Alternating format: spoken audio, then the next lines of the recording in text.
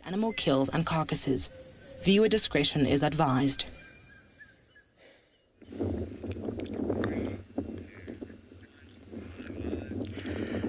Jumbo Jumbo and hello everybody. A very warm welcome to our sunset drive. We are in the Masai Mara of Kenya. I got a herd of elephants. My name is David. Welcome aboard to your very own safari live from the African bush.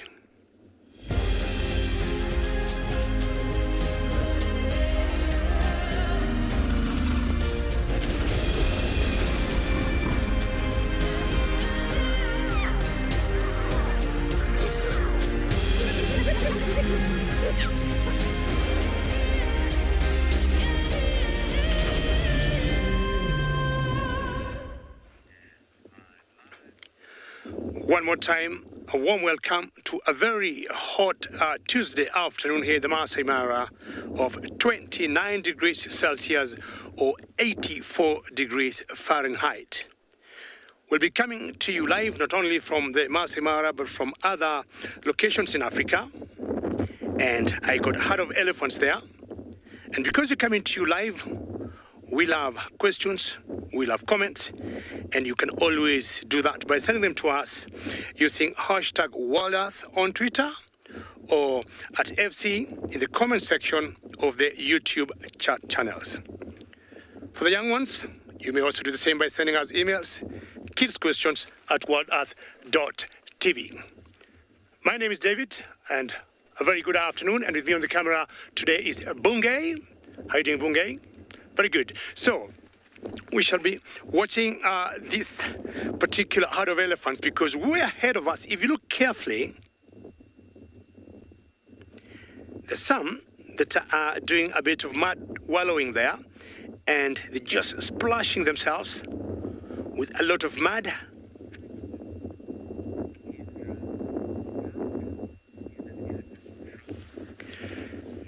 Kendra, you have asked me the first question, and you're asking how powerful is an elephant trunk? I can give you a very straight answer and tell you it is powerful, it is strong. But I wouldn't be able to know, for example, how many PSI it has, what it can lift or what it cannot. But an elephant trunk is a very important organ for these animals because, as you can see there, Kendra, feeding, drinking, dust bathing, breaking trees, sometimes fighting, sometimes also greeting each other, sometimes always greeting each other. The trunk is very, very important. We have seen especially the male elephants, if they want to bring down a huge tree branch, they first put up the trunk and then use their tusks to bring the tree or whatever it is down. Ladies and gentlemen, we shall be coming to you live from other locations in Africa, and I'll be taking you now to one of them as I spend a few more minutes here watching these elephants.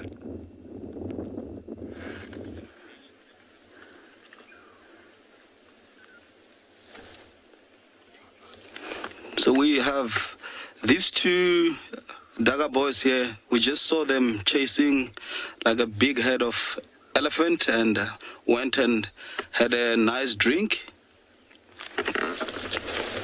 Hi everyone, my name is Norman and welcome to Eco Training Pride Land Conservancy. We are live board in the African bush. It's a wonderful afternoon. The weather is really, really good. The whole sky is covered with clouds. Very chilly, a very good weather to go out and look for African animals.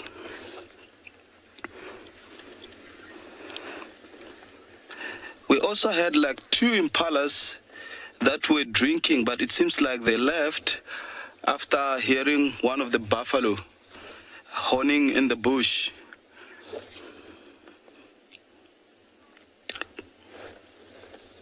It's so quiet today. It should be quiet like this, but it's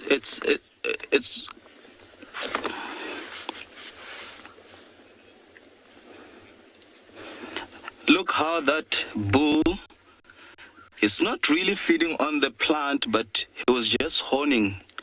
So we continue watching Look at that. So buffaloes and most of the antelope, what they tend to do is just to horn or rub themselves or their boss, which is their horn, on a bush or either in the mud. It's just the other one just move off more to the right. He was really looking very impressive. He just covered his boss with, you can see how the tip, you can see there like some mud on his horn. So I've seen this behavior with lots and lots of antelope species, like from impala, nyala, kudu, even in eland. Like you find them that either they'll go in a water hole or find a tree where they will just rub themselves, rub their horn, and the reason behind that, it's suspected that there's like some itchiness also. Basically, there's an arthropod that it's just like making like almost like a parasite on their bones. So when scratching, it's like almost like us as well. Like when we feel scratchy and then we just wanna scratch yourself, like he looks like a very old guy, very old guy. I think he got himself covered as well with grass, just from the whole exercise that he was just doing. It was really cool this morning. We saw the whole herd. Oh, look who is here now. There's an elephant that just arrived on our left, coming to drink. It's really cool, eh?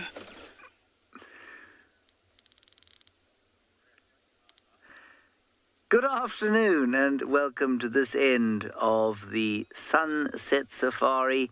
It's marvellous to have you here with us. We are looking at a couple of lapwings, crowned lapwings, and the reason we're looking at them is not so much because they're the most fascinating birds on planet Earth, but because there is a baby crowned lapwing over there. My name is James Hendry. On camera today we have got Mpo. That's his thumb. And he's now going to find for you the baby crowned lapwing. Please talk to us. Send us your questions, send us your comments to the hashtag WildEarth on Twitter. Otherwise, if you're a youngster, you can send them to the email address kidsquestions@wildearth.tv. We are just zoom in there and we should get them. There's the adults. Now, the baby has gone to ground just between the two of them, and we were watching it for about 10 minutes before we went live. And then as the little thing heard that it was going to be on television, it lay down in the grass and became utterly invisible. And they are very, very well camouflaged, and that's how they defend themselves.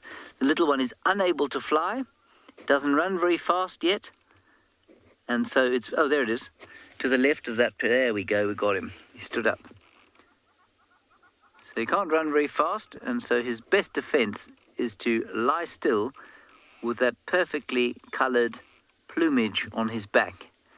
You see there how if he lay down, he would become invisible. That's very sweet. Phew! What a really cool bird. I think we'll sit with him for a little bit longer.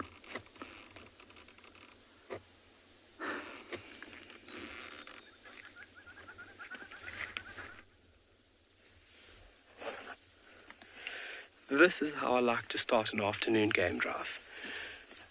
Warm welcome to everybody. Beautiful red-crested korhan. My name is Kyle. Good afternoon. Behind camera is Glenn. Welcome to the ancient and beautiful land of Tswalu Kalahari. Starting off the afternoon, red-crested korhan just moving very slowly through the grassy layer. And that bird is actively looking for a potential meal. So walking very, very slowly. Oh, where's he gone? He's there somewhere. He's right there. So he would be maybe behind the bush.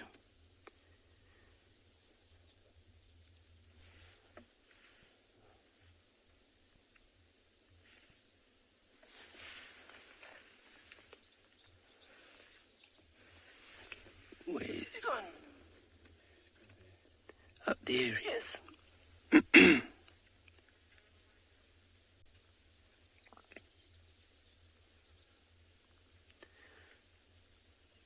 moving very slowly.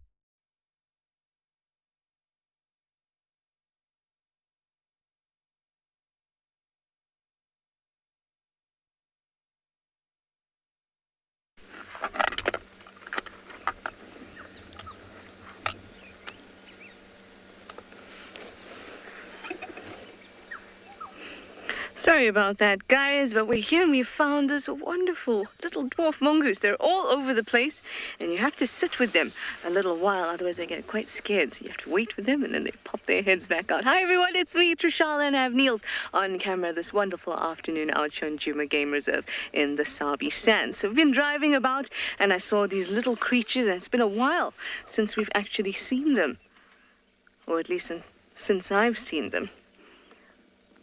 So we have to wait patiently for another little head to pop out. Oh, they use these termite mounds as little networks so they can actually travel from one mound to another opening in the ground. Oh, look there, Niels. Just there on the road. Looks like I'm being challenged. Off it goes. So quick. Looked like it was about to charge me. And in it goes. That bird that you can hear in the background. That one. That's a black-headed oriole.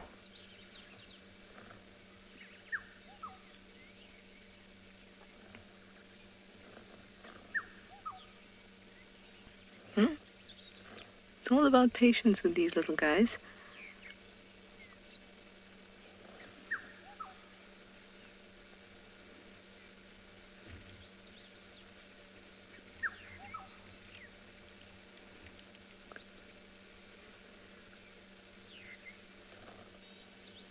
Just so cute.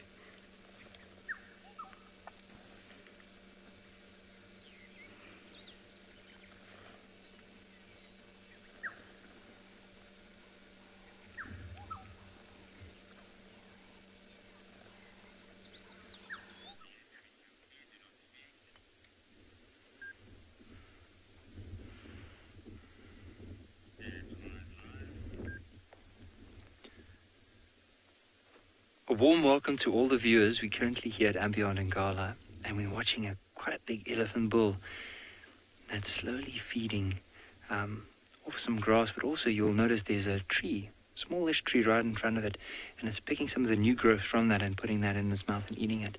But quite an exciting afternoon. The weather's nice and cool for an afternoon game drive. So I'm Nikki, going to be your ranger for this afternoon, and on camera we have Gert. And there's a few elephant bulls around here at the moment. I think we counted close to 4. A few of them have gone to the right, and of course this one, we might just see the other one right next to it, but the one that's right here, off to the right, and then slightly to the left, there's looks like a guari bush, and he's just feeding above that guari bush now. Rosalind, it all depends from one elephant to another. I mean, there's some of the elephants, like you've probably heard about the Magnificent 7, where some of the tusks nearly weigh 90 kilograms. Whereas if you look at these elephants here, if you had a look at those tusks, I'm sure they'll be heavy, but they won't be as heavy as 90 kilograms. Maybe even somewhere along the border of 30, or even a bit less. Well, but as I said, it all depends from one elephant to another. Some elephants have a lot bigger tusks, others have smaller tusks. But basically, like the general consensus would probably be around the 30, maybe even 40-ish mark for an elephant with quite big tusks, especially here where we are.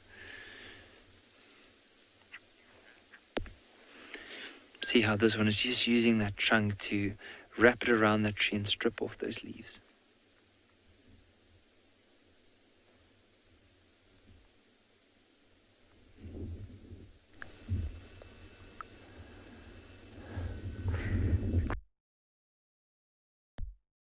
Tamara, we have lions sleeping over there.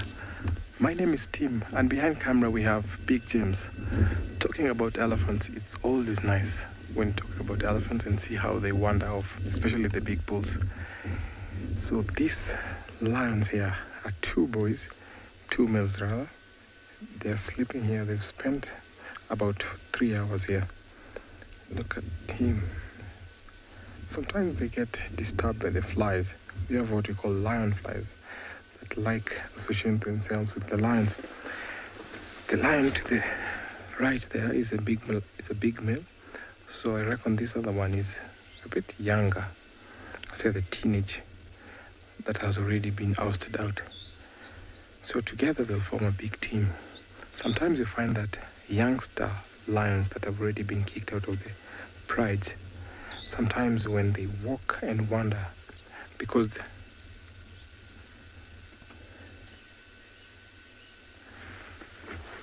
Tim, thank you so much for your question. How often do lions eat? I would say if it's a big meal, depending on the meal, that is what can tell you how long a lion eat. I reckon if it's a big prey, like a zebra or a wildebeest, they can go up to 4 days without eating. If it's a big kill like a giraffe, depending on the pride, it can take them to about a week. So a smaller prey like a Thompson gazelle, few days. Just like, I would say even a few hours, not even days. But generally speaking, about 4 days. They are not even to go for up to a week.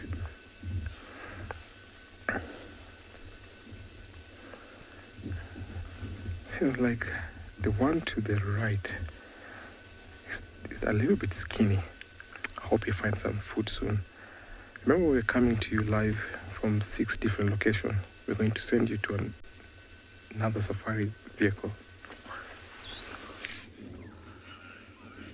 Here we have got a little mixed herd of antelope, a whole lot of male impala rams and nyala bulls.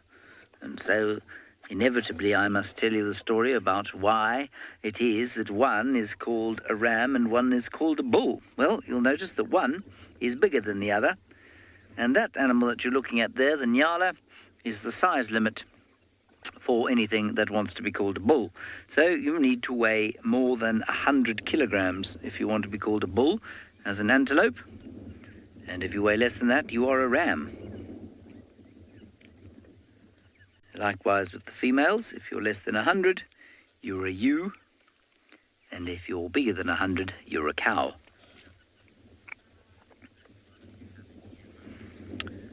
Bridget, the biggest antelope we have at Djuma is the kudu.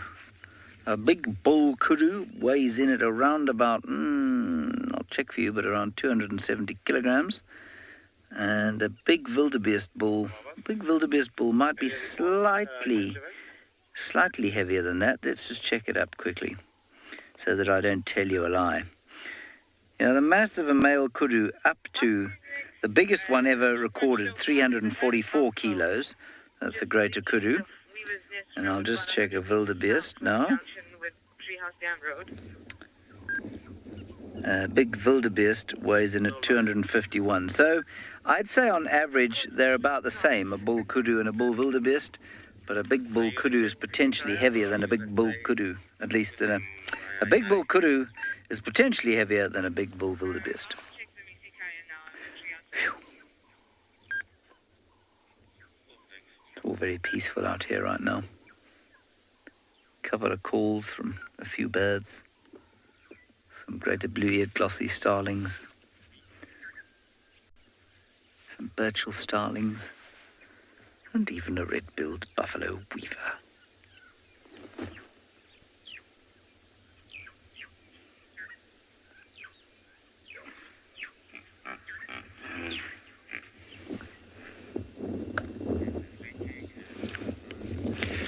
It is equally very peaceful here in the Masai Mara, and you can tell by the behavior of these elephants, especially those two youngsters there that are having a go for each other, which is basically a play.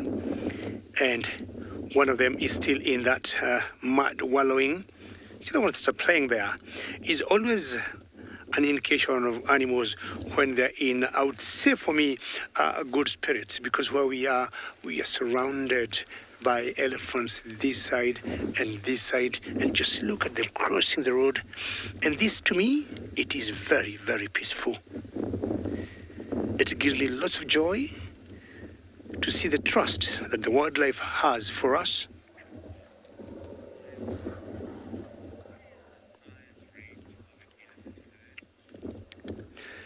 Firebird, you're asking what is the size range of an elephant herd? Well, Firebird, it depends from one population of elephants to another. But in general, here in the Masai Mara, we have seen herds of 3, and we have seen herd of up to 50. Currently, Firebird, here, I have about 40 elephants all around me, and my guess is this could be 2 families that have come together. Look at that, those 2 youngsters there, and my guess is they are boys, and you can see one of the other is putting the trunk on top of the back of those ones that are playing. Elephants are very social herbivores. When we look at all the animals we have, all the herbivores, we always notice elephants are very affectionate and they remain very close to each other. So what they're doing now, some of them that are in the water there or in that mud wallow, they're just splashing that on their bodies and also on the belly, and that helps to cool off. And sometimes if they splash the same on their backs, it acts like some sunscreen, keeping the hot tropic sun away from their skins. You can just hear them rumbling there.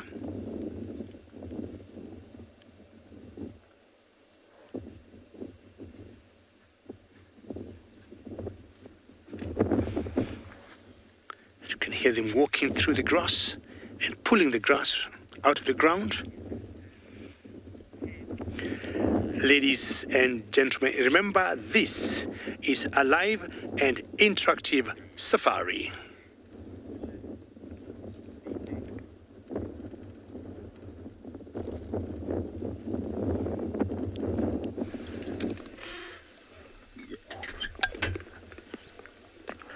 Elephants are always nice to watch.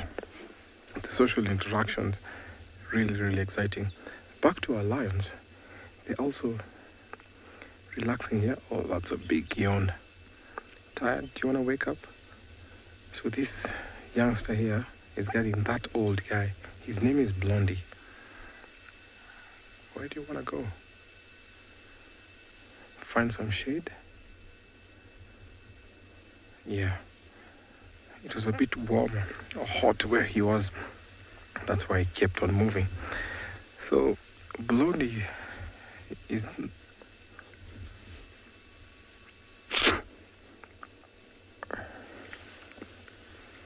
She said, thank you so much for your question. How long do lions sleep in a day? Lions are known to spend up to more than 12 hours sleeping in a day.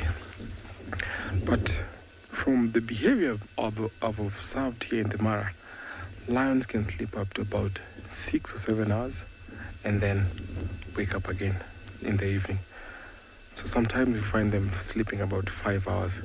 So I would say from about 9:30, 10 to about 5 or 6. So that is generally what lions sleep for in a day. See, this guy here is being disturbed by flies, so I think you better go somewhere else. Blondie looks a little bit sickly off. He was limping days ago.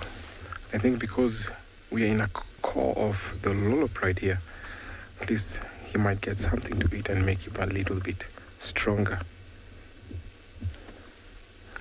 So when he becomes stronger, that makes him good survivor.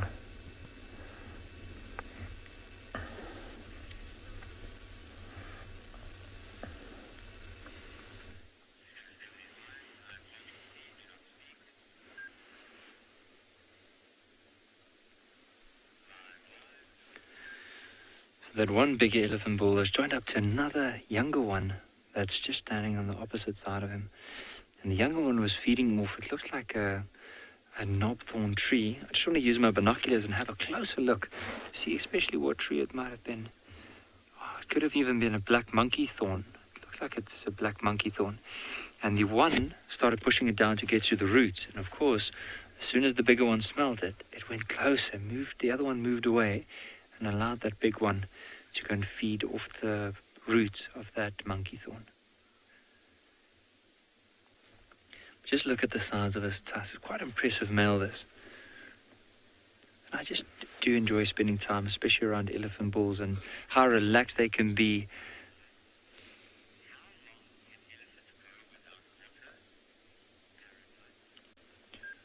Paradise, especially here in Ambia and Ngala, the elephants will constantly go, or they will drink quite regularly. And when I say that, it could be probably once a day, could be every second day. But normally they can go up on average, which would be, which has been recorded especially here as well, is around about 3 days without water. I mean, if they had to really push these elephants, they'll possibly be able to go nearly 5-6 days, maybe even longer, maybe a week without water. I know some of the desert elephants have very well adapted to be able to go for quite long periods of time without water. But normally here, with water being more abundant than in comparison to deserts, these elephants will probably go every day, maybe every second day to go and drink. See what it's doing now? It's actually using its trunk, grabbing hold of one of the branches and twisting it around, and then using its feet to kick it out of the ground and then put it into its mouth. You'll even notice, watch now this elephant's ear, whenever it's, well, let's just try and see if it flaps its ear. But you'll notice there's quite a lot of veins behind that you can see from the back. Even now with the folds there, you'll be able to see quite a few veins. Now imagine being an elephant and you're out on a particularly warm day. Today it's nice and cool. That's probably why the elephant hasn't been really flapping his ears a lot, or even why he is not covered with any mud. Now the thing is, imagine how it's really warm and you have a thick skin. How by having those thinner ears and having the blood pushing through the ears, how much it will cool them down. Nico, now with elephants in general, there's a variety of different things that they would enjoy. But from what I know is in this area, there's a tree called the marula tree. And the fruit is a really nice sweet fruit. And the elephants absolutely love it. You can even see sometimes in the summertime, when you drive past those trees, that the grass is quite tall, except under the tree. Under the tree, the grass has been trampled as the elephants move around. And basically, as soon as the fruit drops, they'll eat it, but also they'll shake the tree to make sure that the fruit can fall down and feed off of it. But elephants have different diets, different times of the year. Sometimes in the summertime, they prefer more grass, and then in the wintertime, especially here, they'll push over some of the trees to get to the roots. Here also the knot thorns, they'll strip the bark to get to that, to the inner cambium layer, which is full of nutrients for them.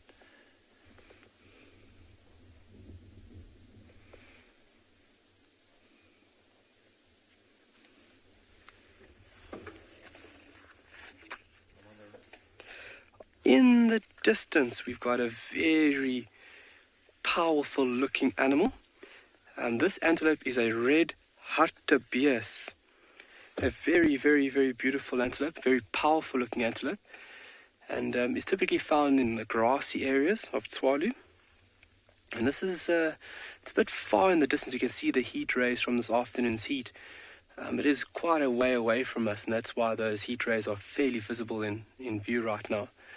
It looks like a herd, so there'll be a couple of females within this group over here, and they could be at this time be associated with a dominant bull. They are territorial. Males are territorial, and they're territorial through parts of the year. Very, very beautiful antelope, and one of the quickest running antelope that we have in this area. So if you can just go to the right there for us, Glenn, you should be able to see a few more. Where are you guys? They are hiding. Oh, there we go. So the horns on this piece of antelope, both male and female will have horns. How fast can these beautiful antelopes run? They've been clocked at anywhere between 60 and 70 kilometers an hour.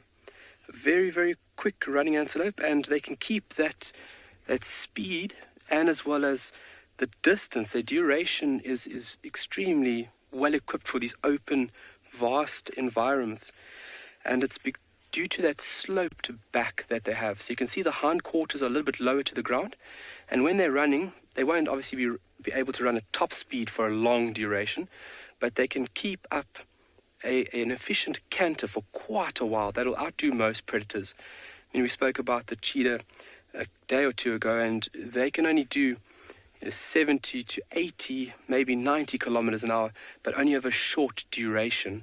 So if you look at the equipment or the skills that predators have, antelope in that respect are equally matched to evade predators. They've got the skills and the tools necessary for them to swatting away flies. If I catch one, I'll show you guys.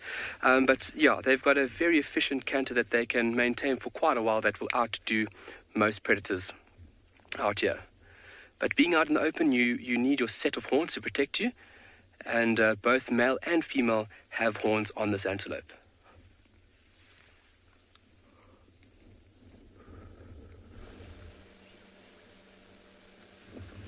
Or your ossicones, as is with the case with the giraffe. Here we have a beautiful specimen eating away at this gorgeous green growth, but hiding from us. There's also some kudu. Now, I love seeing antelopes, different species of antelopes, all grazing together, browsing together.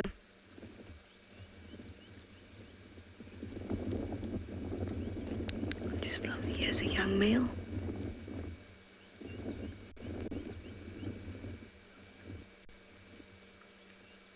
All the animals will be very, very happy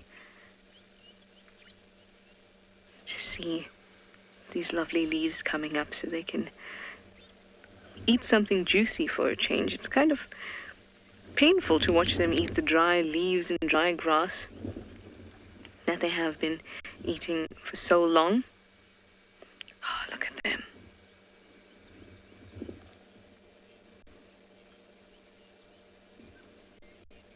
Bianca, you have a really interesting question. You'd like to know if the patterns on a giraffe's skin have any significance.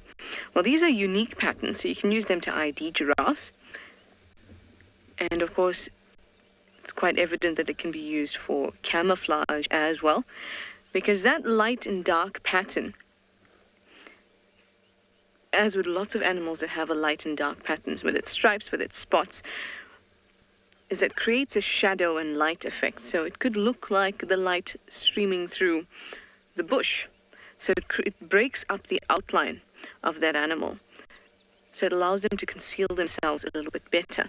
But one of the other theories as to how helpful this pattern is for the giraffe is that these darker patches absorb more radiation, more sunlight and more heat, and the lighter parts of the pattern less so. It can actually help it thermoregulate. But that is a theory.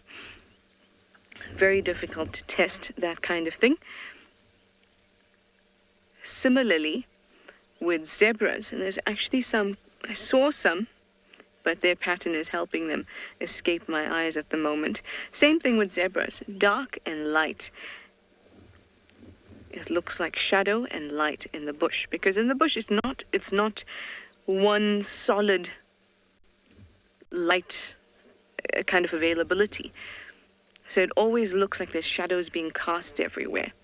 And that's how you know, that's what your eyes know as normal. And if you see something that's quite stark and solid, your eyes know it immediately too. And that's how we find other types of animals.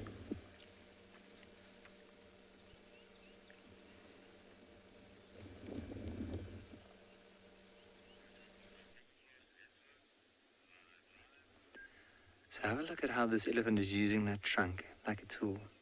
Just have a look. See, it's grabbing hold of it and then just using the foot to push down on the tree so that branch can break off. Just strip that branch off and then put it into his mouth. Now, since the whole time we've been here, this elephant hasn't stopped feeding. And an elephant this size needs to eat a fair amount of food. Like if I look at him, just judge by the shoulder height. So let's say if we had to judge his height, probably where you'll see there's a fold just under his tusk. So that's probably 1 meter and just above 1 meter, but let's say that's 1 meter, another meter just to underneath the tusk. So let's say this elephant is close to 3 meters. Excuse me. Or maybe even more than 3 meters. But let's work on 3 meters. Then he'll probably weigh close to at least 5, maybe 5.5 tons. And for him, he'll probably need to eat close to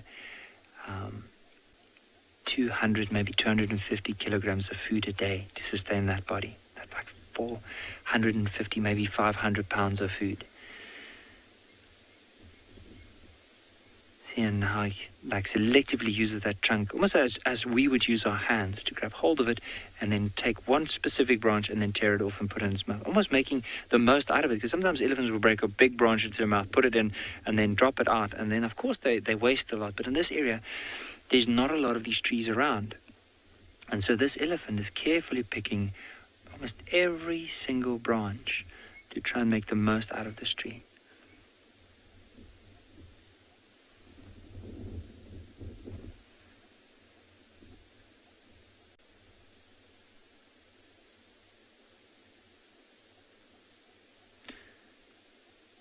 Just peeling it off. And what I also enjoy about an elephant, it sometimes looks like the skin is several sizes too big for the body. Even look around the bum area, you'll see the fold of the back leg, the tail. There's a lot of wrinkles. And it's also one of the ways to help keep this elephant cool. By having the more surface area, the more heat they lose. And also imagine having those folds and they flick mud onto their back and it gets trapped in those crevices as the wind blows over it. So now there's even a little breeze blowing. Look at the trees. See that where his tusk is? You'll see there's a green tree right in front of him, and you'll notice that the leaves are moving. So as the wind blows over this elephant, it helps to cool him down.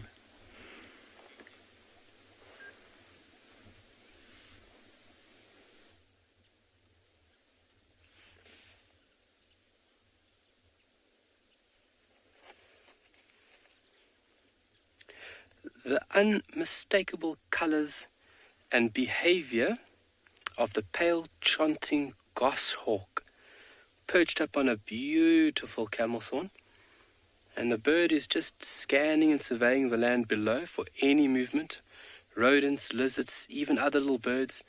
It's quite a vicious raptor. It takes no prisoners.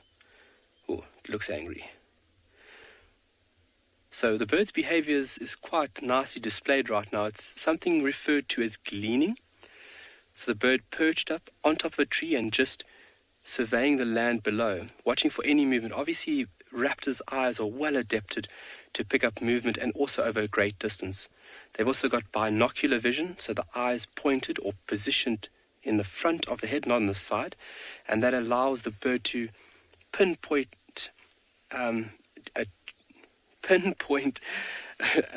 its prey. And accuracy is a very important thing when you're capturing prey, especially with those beautiful, beautiful orange talons displayed. Oh, look at that. He obviously said I was talking a bunch of other stuff. He's going to fly off. So if he's flying off, we're going to move on.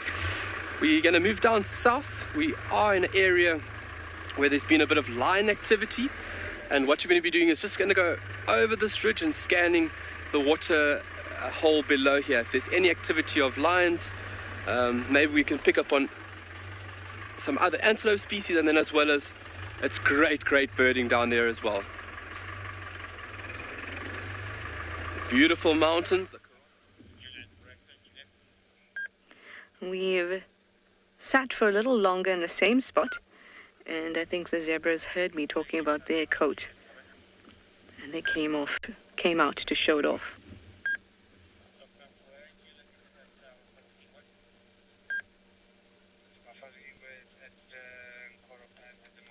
Just gorgeous.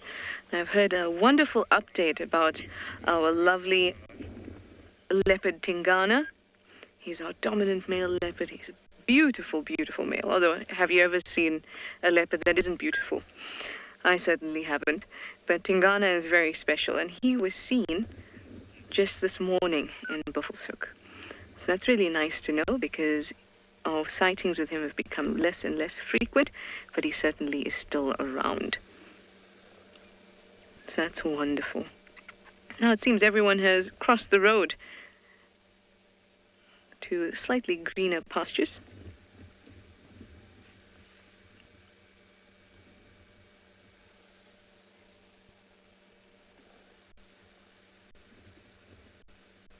Look at the use of that tongue by that giraffe.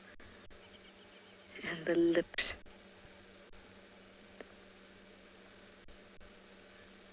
Now they've only got front teeth, incisors and canines, only in the bottom jaw.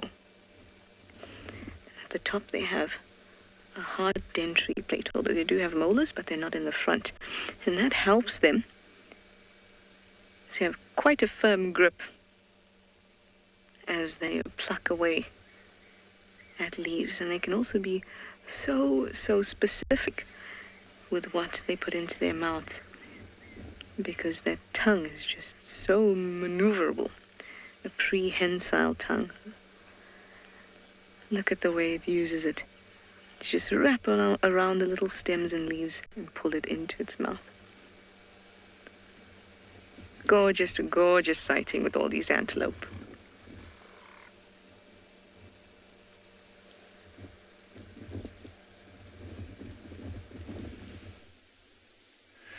We moved away from those elephants. They luckily a bit further away down that side. But we just wanted to stop at this beautiful open area just to show you some few interesting things. And then I want to show you a beautiful landscape behind us. Now, at the moment, if you look around, you'll notice there's quite a lot of this black things around here. So this is actually wildebeest, blue wildebeest dung. Now I can imagine with an open area like this, and also notice that the grass here is quite tall, but where we are now, there's not a lot of grass. I can just imagine probably a wildebeest bull that's all by himself is probably using this area. This is his territory, so he's marking it, but probably sleeps here during the evening. And because it's a nice and open area, as soon as if there's any lions, maybe if there's a herd of wildebeest and there's some cheetah around, or maybe even a leopard, they'll be able to spot them from quite far off and immediately be able to run away from them. But mainly, looks like there's not too many tracks around, so probably just one blue wildebeest here. And this is his area. So what he's doing is he's basically marking his area, and he's saying that this is mine. And as soon as a female moves into this area, he'll try and keep them together and form his own little herd. But on the other hand, what I want to show you is look at this beautiful view behind us. So we're basically sitting here. It's a beautiful grassland. And in the back, we have the Drakensberg Mountains with the sun later on going to be setting up at the back. It looks like there might even be some rain up on the mountain. But just an incredible scene.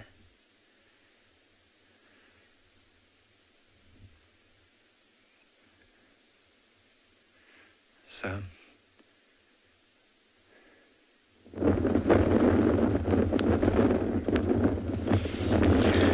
Well, Nikki, rains in the horizon, rains by the mountains here. It is spitting. Let's see if you can pick any drops from our roof covers or rain covers. But just a bit. And Nikki was talking about the dung of these animals, and there are certain dungs of some of these herbivores that you will never miss. For example, those from the zebras, it's very easy to identify them.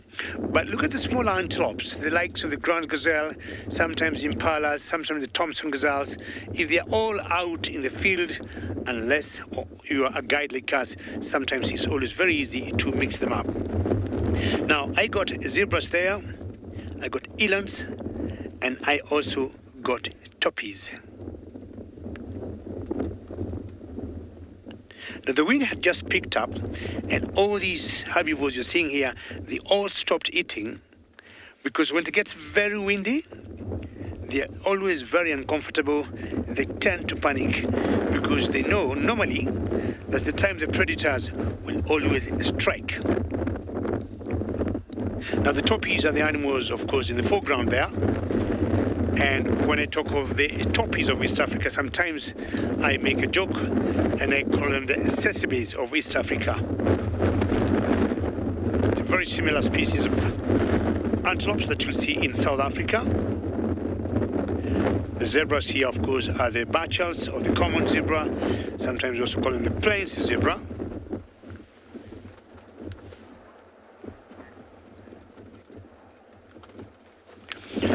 Zach, you're asking, are there any animals that are frightened by thunderstorms? And yes, Zach, all of them. Maybe including myself? No. Me, I'm only scared by thunderstorm when I have to power down me and Bungay, just in case the thunderstorms are accompanied by a lightning. But you'll always, Zach, see if the thunderstorms are too loud, animals like the ones you're seeing they're feeding, they'll always stop. They may not know what direction to look at, but you can see it affects their behavior immediately. Elands. James earlier was talking of some of the largest antelopes in South Africa, and here in East Africa, these are the largest antelopes that we got.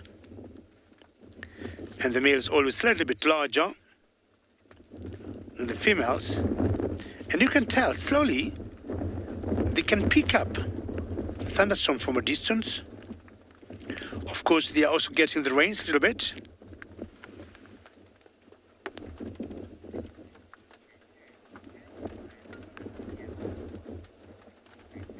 Project 132, you got a question. Can lions hunt elands?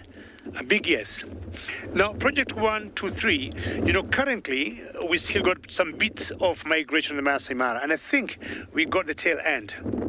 Now, once all these animals, all these huge herds of wildebeest and zebras go, quite a good number of elands also tag along with them during the migration. But we have some that stay back. Those that stay back are what lions will be surviving on until the migration turns around next year. So it's not once we have seen lions prey on elands, but unlike zebras or wildebeest, it's always a tough hunt. Look at those horns there. I'm going to remain with these elands here for quite some time. And remember, ladies and gentlemen, this is a live and interactive safari.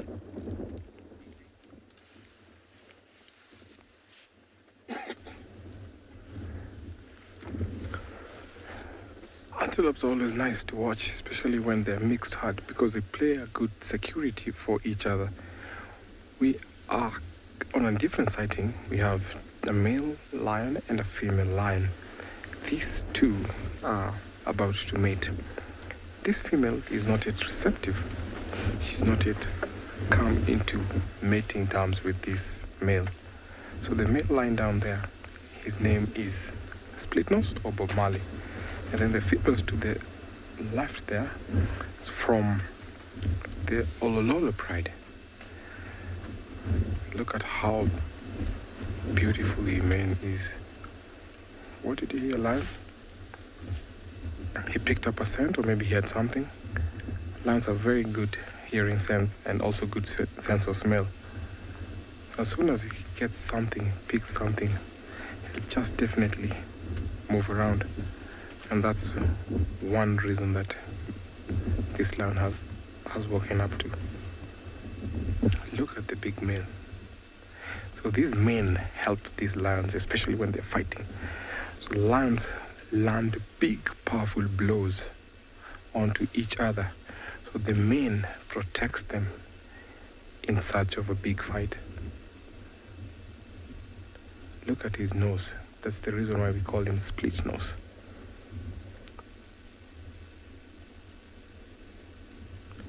I'm not sure why they called him Bob Marley. Could be because of his mane. Looked like a little bit Rasta-like.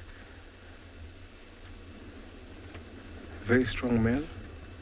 So if the female comes to mate with him, then there's a strong gene pool that will come in.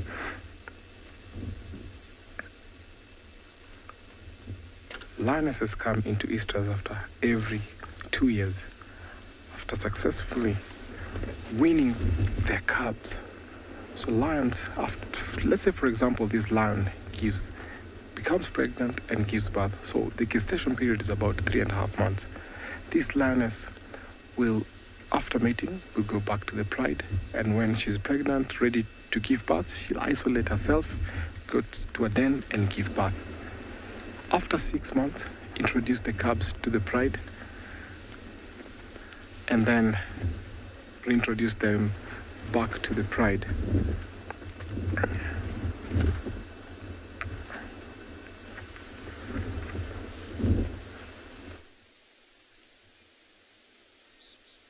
So earlier on we were talking about a marula tree and how elephants would definitely love the fruit of a marula tree. So this tree that we're standing at here now is actually a marula tree. So you can see how big it is. But also one of the characteristics of a marula tree is if you look quite close here, you'll notice that the bark looks like it has these scales that eventually fall off. It's one of the characteristics of this tree. Also, I managed to get a few seeds, which I'm going to show everyone now. And with this, there's also a interesting skull that's near the tree. So I want to bring it a bit closer so everyone can have a look with me to see what it is. But it's such a beautiful scene. We were driving past this tree and I saw this skull nearby, so we thought, let's quickly come and have a look. I just want to quickly show everyone here. Now, let me just turn around like this. But if you look here, you see it's a very interesting skull. It might have been that a leopard could have had this as a kill somewhere up in this tree. And I'd really love to know from some of our viewers, what do you think this could have been? Because you can see the nose part was fed off. Maybe as it dropped onto the ground, the hyenas would have probably opened up this part here. But it's a very interesting skull. So I'd love to know from our viewers, what do you think? And I'd also love to share my opinion of what I think it could also be. But what I'll do though, because the only thing we leave in nature is our footprints. I'm going to just leave this. I'll just put it back. And then the other thing I wanted to show you is, so earlier on, I found the fruits of this marula tree on the ground. So this is the heart seed. So inside here is where the actual seeds are situated that will eventually grow to form that tree. Now, before this drops down to the ground, this is filled with a beautiful yellowish flesh. And that is what the elephants are after, because it's so rich in vitamin C and quite a lot of other nutrients that the animals absolutely just love. But that's how these fruits look like. But it is such a special tree as well.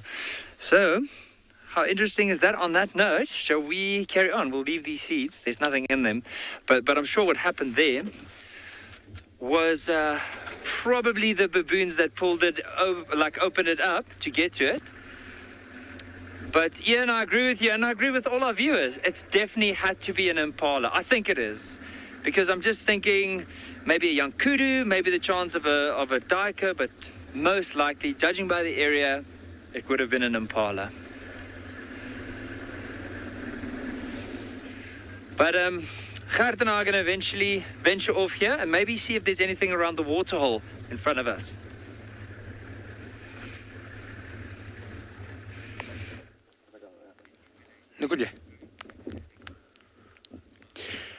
Very good, Nikki. Anything by the waterhole would help. And I moved on after I left the elands and the tortoise and the zebras. And I got a very small quiz for you because I got a feathered friend here. And I would want you to tell me or to identify which bird is this. Of this size, this is one of my favorite birds. Hashtag World Earth on Twitter. At FC in the comment section of the YouTube chat channels. Kids questions at worldearth.tv. Who do you think this bird is? They got very long feet, and she's definitely feeding on some insects. And I'll give you a clue, as always. And the only clue, she got a very long name. Not sure whether that's a good clue or a bad clue.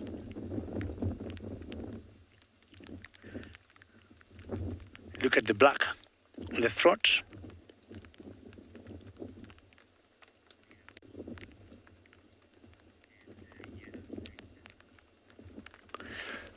Peter, you say yellow-breasted long claw? I'll give you 90%, Peter. Very good.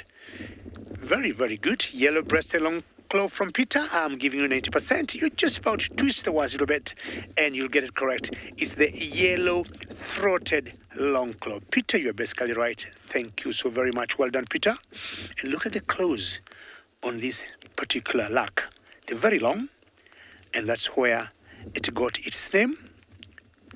My always very light humor of complaint is that such a small bird has a very long name. And I hope, Peter, you agree with me. Now, as the rains come, what would happen is, I would imagine some drops are hitting the grass there, and any insect that's hit by a drop of rain, it should jump up. And I think she has decided to give us a good, which is pretty good. Thank you very much, Peter, for getting the correct answer. All right, I'll be moving on. This morning I was in this area and I was looking for the pride of lions that we call the river pride that had a kill that they killed 2 days ago. They were here the day before yesterday, but this morning they were gone. I want to find out if they're there, and in the meantime, as I do that, we'll be taking you to another location.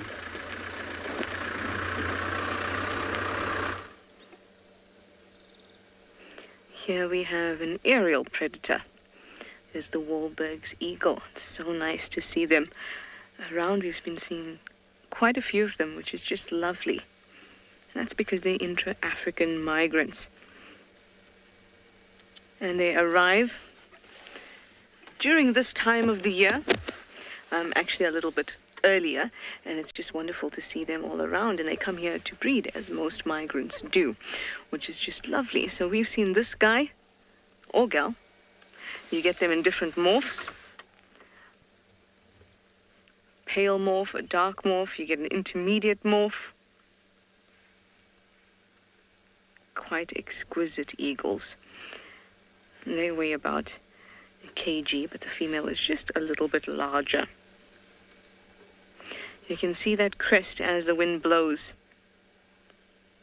That's a really identifying feature for Wahlberg's eagle.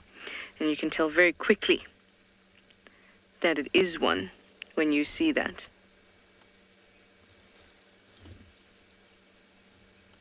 Sammy boy, you'd like to know what its wingspan is, or what I think its wingspan is. I can tell you exactly. Its wingspan is about my height. Well, a little bit less than my height. It's how I normally remember it. It's about, at most, 1.5 meters. Quite an easy one to remember. I promise I'm not 1.5 meters. I'm a little bit taller than that, but it's an easy round number to remember. And that's the largest that it would get.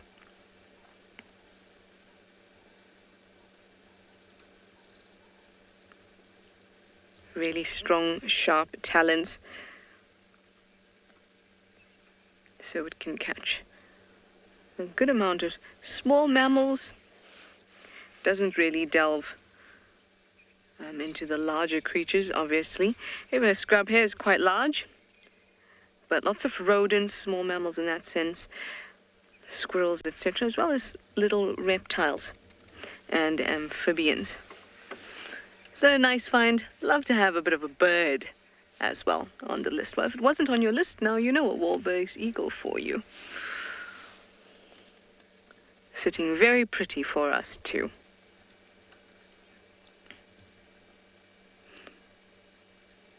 It'll be looking around, surveying the ground with its really acute, accurate eyes,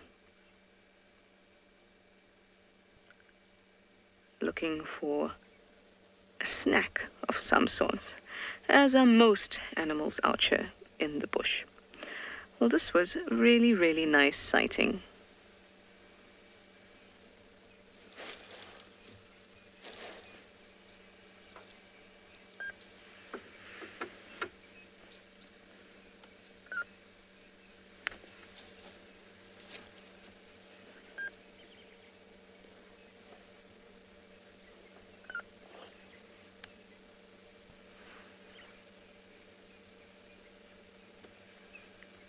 Really nice. Well, I've heard there's some elephants up on quarantine, which I'd like to visit. I hope you don't mind, Mr. or Mrs. Wahlberg's eagle here.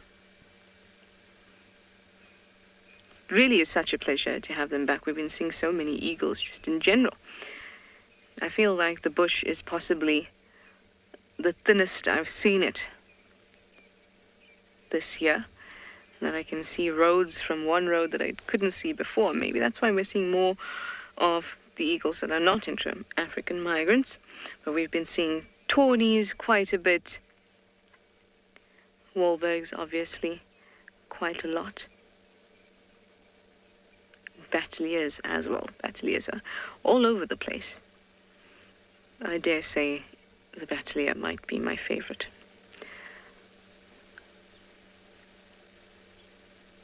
Lovely.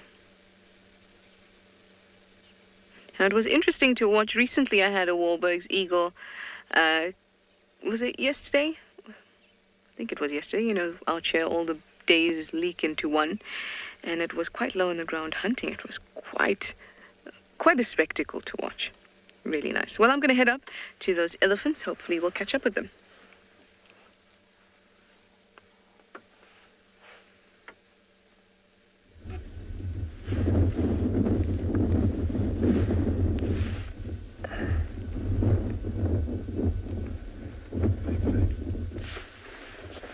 So this lion here is resting. It's getting cooler this time of the day. So we're thinking that because of the storm coming in, it's going to move to a place where they can shelter off from the rain. She's not the one only. We have a sister around here. These lionesses come from the Olo pride. When I go earlier, that lioness there made a kill. She got a small warthog. Unfortunately, she didn't share with the sister. But because it was a small meal, then this lion got some energy, and I'm sure they'll definitely go for something tonight. And if not tonight, maybe they might try something else.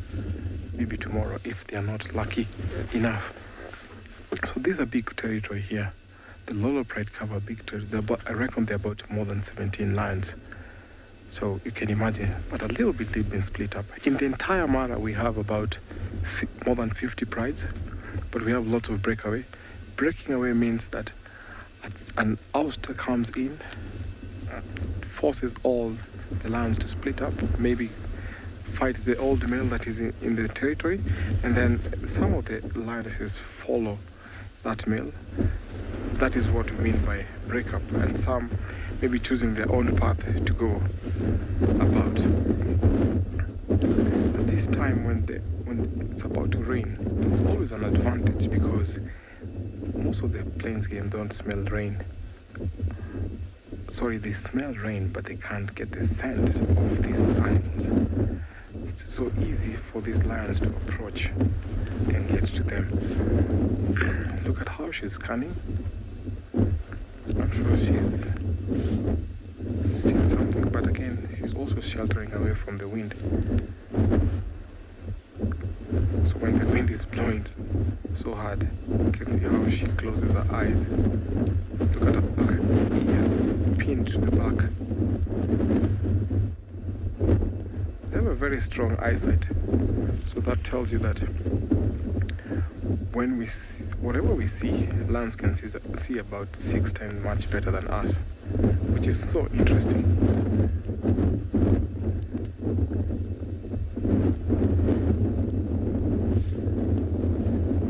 She's a mature lioness, and I'm sure she can be able to bring down a fully grown wildebeest or zebra. As you wait, I'm going to send you over to another safari vehicle.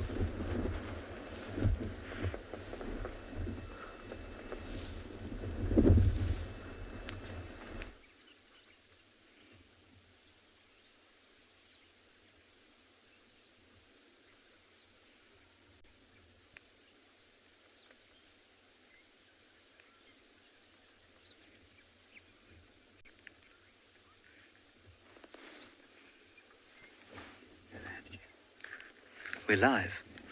Oh, hello everybody. Sorry, my communication device seems to have failed. I heard nothing about being live and was enjoying the magnificence of this sight of so many elephants that have come down to drink at Chitwa Dam. There must be 60 of them, maybe even more. 1, 2, 3, 4, 5, 6, 7, 8, 9, 10, 11, 12, 13, 14, 15, 16, 17, 18, 19, 21, 2, 3, maybe about 40, I think. You're welcome to count them. Beautiful scene playing out here. I initially came this side because I assumed that they would be heading this way because they were, but I now think that maybe parking on top of the dam wall would have been a better option. But this isn't bad. Elephants of all sizes and shapes. Now this won't be one herd, it'll be a few herds that have come together. I'm afraid the comms are so bad that I can't really hear what's going on. Claire, I believe you asked a question that had something to do with how big herds can get. I'm just going to move slightly, Paul. Claire, you'll see agglomerations of elephants, you know, in the hundreds, especially in places like Botswana. But in this part of the world, the average size of a herd is sort of 15. But what happens, especially during the dry season, in lots of places where there are elephants, is that you'll have this kind of thing, where 2 or 3 herds meet, often at water, and it looks like one herd, but it in actual fact is 2 or 3 of them. I'm just going to go around onto the wall there, where I think we'll get better signal and a better view. Bear with me. It will take exactly 21 seconds from here.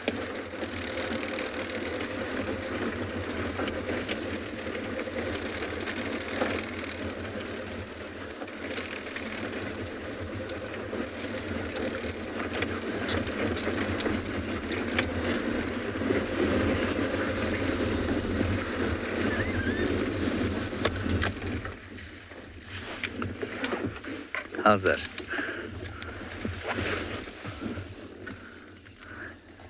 See if we've still got signal and comms here.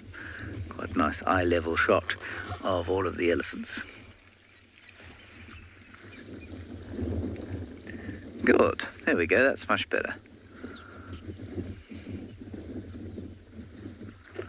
Oh, look at the little ones there.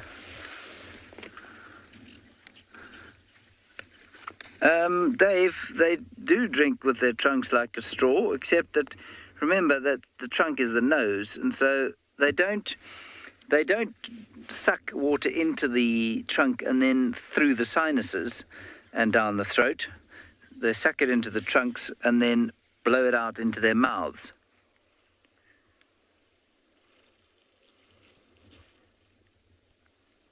Otherwise, it would be like you taking a straw, putting a straw in a drink and then sniffing it up through your nose.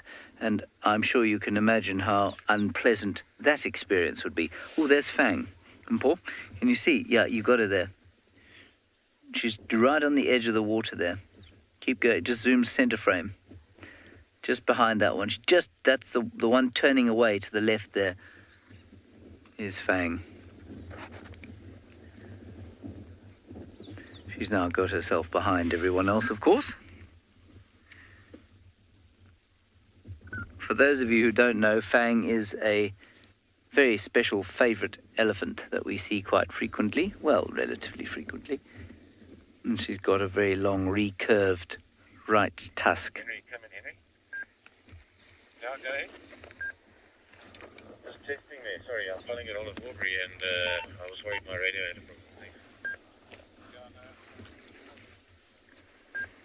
Let's just see if she reappears. Lots of little ones.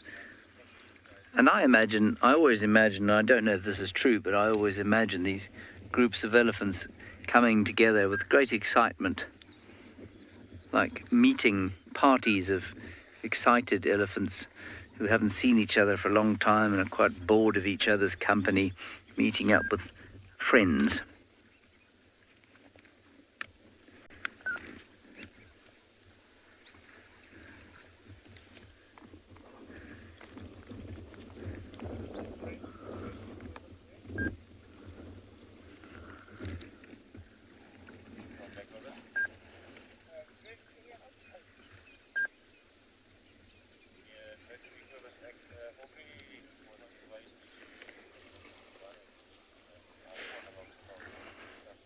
You see, there she is. Oh, we've got her. Yeah, perfect.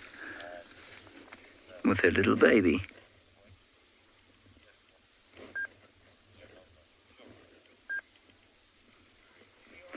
Yes, Tracy, as far as I'm aware, elephants can breathe through their mouths just as effectively as they can through their noses.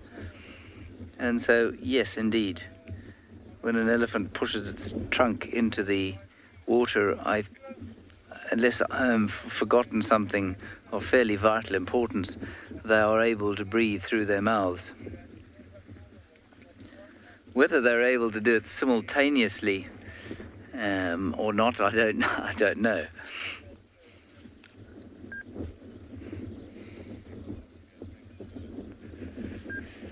It's like a didgeridoo player who's able to inhale and exhale at the same time.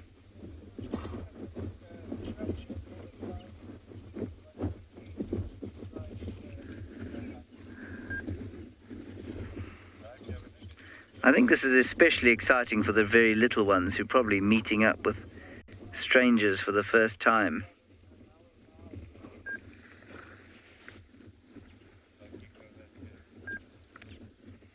Well, I'm not going to go anywhere. I'm going to sit here and enjoy this beautiful sight.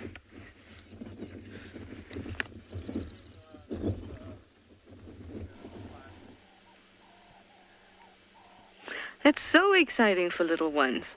Everyone gets to socialize. Here I have a little one of our own. This is Fernando the chameleon. Can you see it? You might.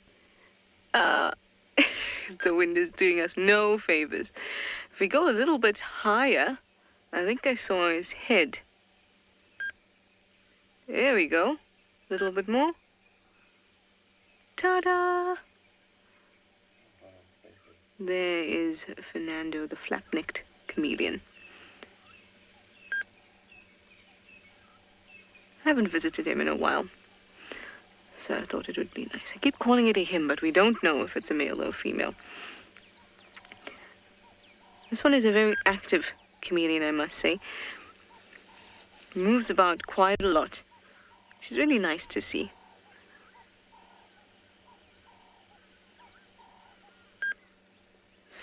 So green.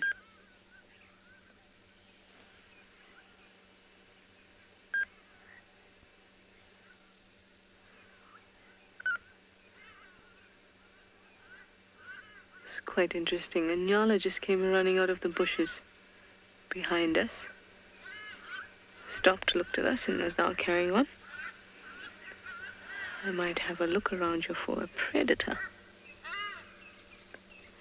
Can you hear the hardy-does in the background too? So much going on in this little chameleon. In the bush, minding its own business. Nyala's running around. Hardy-does shouting. Anton, you'd like to know if chameleons are rare. Or rare to find. They're not. They're just difficult to find. But even that is relative. Once your eyes have been accustomed to finding them, then you can do so quite easily, especially in the evening. Because in the evening, when you have your spotlight out, they're quite easy to find because there's a solid color. Remember we were chatting earlier about how the zebra, the coat of the zebra, and any other animal really that has that disruptive coloration, it causes your eyes to not see a solid object. And that's exactly what we use to find a chameleon, because with the chameleon in amongst the green tree or green leaves on a tree, you see a solid object, a solid green object, and you can tell it's not a leaf straight away. It's just that it's difficult to do that in the day. In the evening, when that solid object is reflecting light differently to a leaf, that's when they're quite easy to pick out. They also get just a little bit paler in the evenings, which assists with that reflection of light.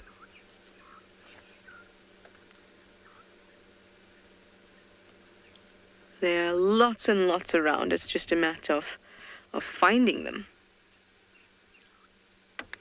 The other chameleon that is near the hyena den area, I haven't seen that one. I haven't seen him for 2 days. But hopefully he'll be around when it's a little bit warmer. It's been quite overcast the last 2 days. And when it's that kind of weather, although I must say Fernando is the exception, when it's that kind of weather, you'll find them towards the base of trees when it's cool, where it's cooler. But Fernando has been up in the head of the square bush since I've been back. But before, when I left a couple of weeks ago, and it was very cool, you would find Fernando at the base of the trees, as is predicted. All right, well, I'm going to head off and find those elephants I told you about.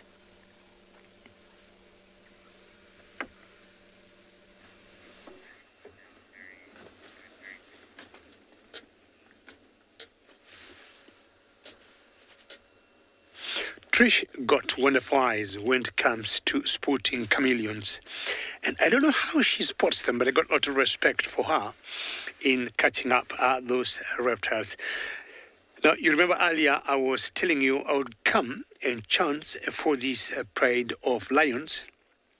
Luckily, I got one of the members of the River Pride, and unluckily, she is flat asleep. But this is one member of the River Pride, it's one female. Of course, there are 3 other females, and there are 4 cubs that are not here.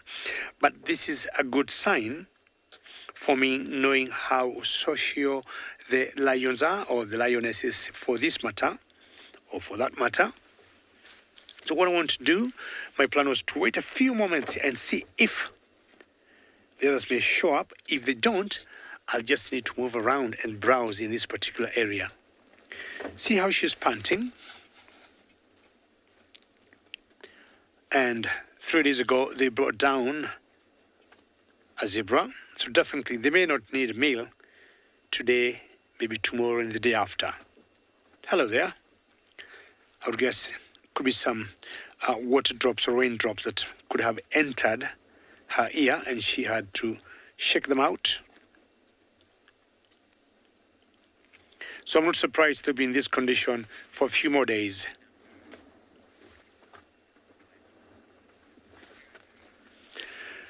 Minamu, very good question. Always lovely to hear your name, Minamu, and you're asking which lion pride holds the largest territory in the Mara? Minamu, I'm looking at all the prides around here. We have the Owino pride not very far from where we are. We have the Muguros southwest of where we are. We have the Egyptian geese. We have the Salt Lake pride. You have the Purungat pride. I would say, Minamu, it is my favorite pride, the salt, or rather the sausage tree pride. That should be holding the largest pride. I'm trying to look offhead and trying to visualize the whole of the Mara Triangle, where basically I am almost every other day. And Minamu, I would say it's the sausage tree pride that has the largest territory.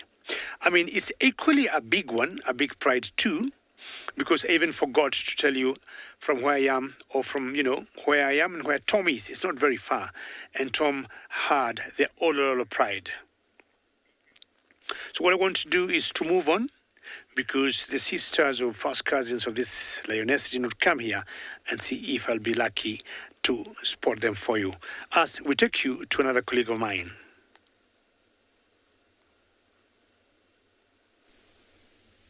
So we're back here at Ambion Lingala, and I would like to hear from our viewers. What do you think this massive skull would be. Now, just to give you an idea, so there's some water behind me here, and this is from an animal that lives in or near the water. But, like, I stopped here just to show you the size of it. I mean, like, I tried to pick it up earlier, but it's quite heavy. It basically feels like this is made from bronze. That's how heavy this thing is. But also, just to show you here, so there's another bone, or a couple of bones that are fused together, but this is the coccyx of this animal that we are looking at. But look at the size of this. I mean, it's incredible. I'm going to try and see if I can turn it to the side. Just look at the size of that. I mean, if you're going to compare it against a normal human being's head, that's quite massive. Especially here. So this one probably, what could have happened to this particular animal is maybe from old age, or maybe as it was moving out, don't know if it was attacked by anything, don't know maybe if it was during the drought, but it does look like, just based on the bones and the color of that this might have been a few years ago where this animal would have passed away. So I'd love to know from our viewers, what do they think this might be?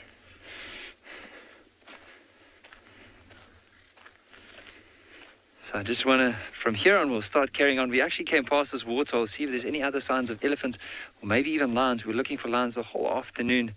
We haven't seen any tracks yet. So hopefully, as we carry on, there's a good chance of finding some lions. I'm hoping so. Or even leopard would also be really nice.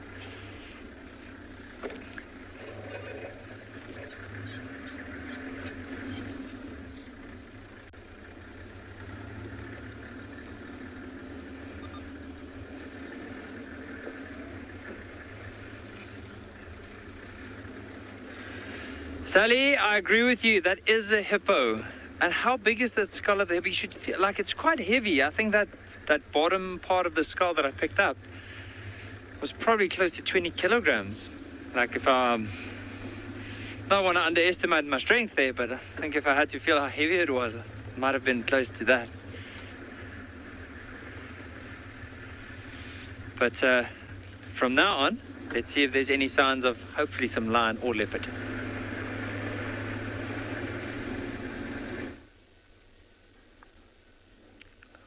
I hope Nikki finds some lions. As we are also looking for lions, we came across these two shrikes. Now the one to the very top, it's called the long-tailed shrike, and the one below is the white-crowned shrike. Now the long-tailed shrike, it's a very, very interesting bird. My name is Tim, and behind camera we have Big James. Look at this entire space, super beautiful. We like enjoying this drive, especially in the evening as we were driving down. Birds, we never miss them out on a drive. Now, these two shrikes, I was talking about the long-tailed shrike. We call these kind of shrikes the butcher birds. The reason why we call them the butcher birds is when they catch insects, they will impale the insects on thorns, and then they come and eat them later. So sometimes you find on thorny bushes, you find lizards, small little snakes, and other vertebrae. Very interesting birds. Oh, another one came in here. So the long-tailed shrikes always comes in a big pair. But sometimes you find some other solitary shrikes, like the common fish skull. Sometimes you find around here in the Mara, we have another one called the tighter fish skull. So different kinds of shrikes come around here. This kind of shrikes, they eat on meat, flesh rather, and it is always nice when you see birds like this perched up in the air. They sometimes warn us for predators, and when you're driving out around, we always listen for alarming calls from birds. Predators and other plains game sometimes listen to these birds, and they know when these predators are. They know of due danger coming in. One is gone. Very, very beautiful bird. As I watch this bird, I'm going to also try to find some cats.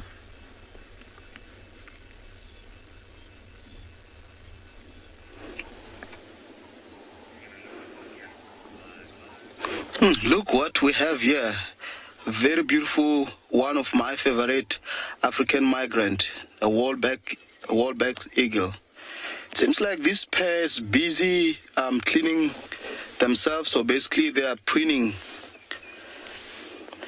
We've been here for few seconds, and the only thing that the pair has been doing is just tendering on their feathers, making sure that everything is perfect for a flight.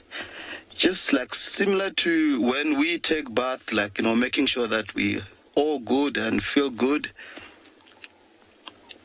So obviously it's a pair here that we're with, so just around here, since they breed this side of the country or the world, there's a nest that we discovered a few days back of this pair. So 2 to 3 eggs will be laid, and normally the female will be the one that will just incubate eggs. Male will also play that role in helping, but normally it's more of a female, and normally that's why you find with eagles there are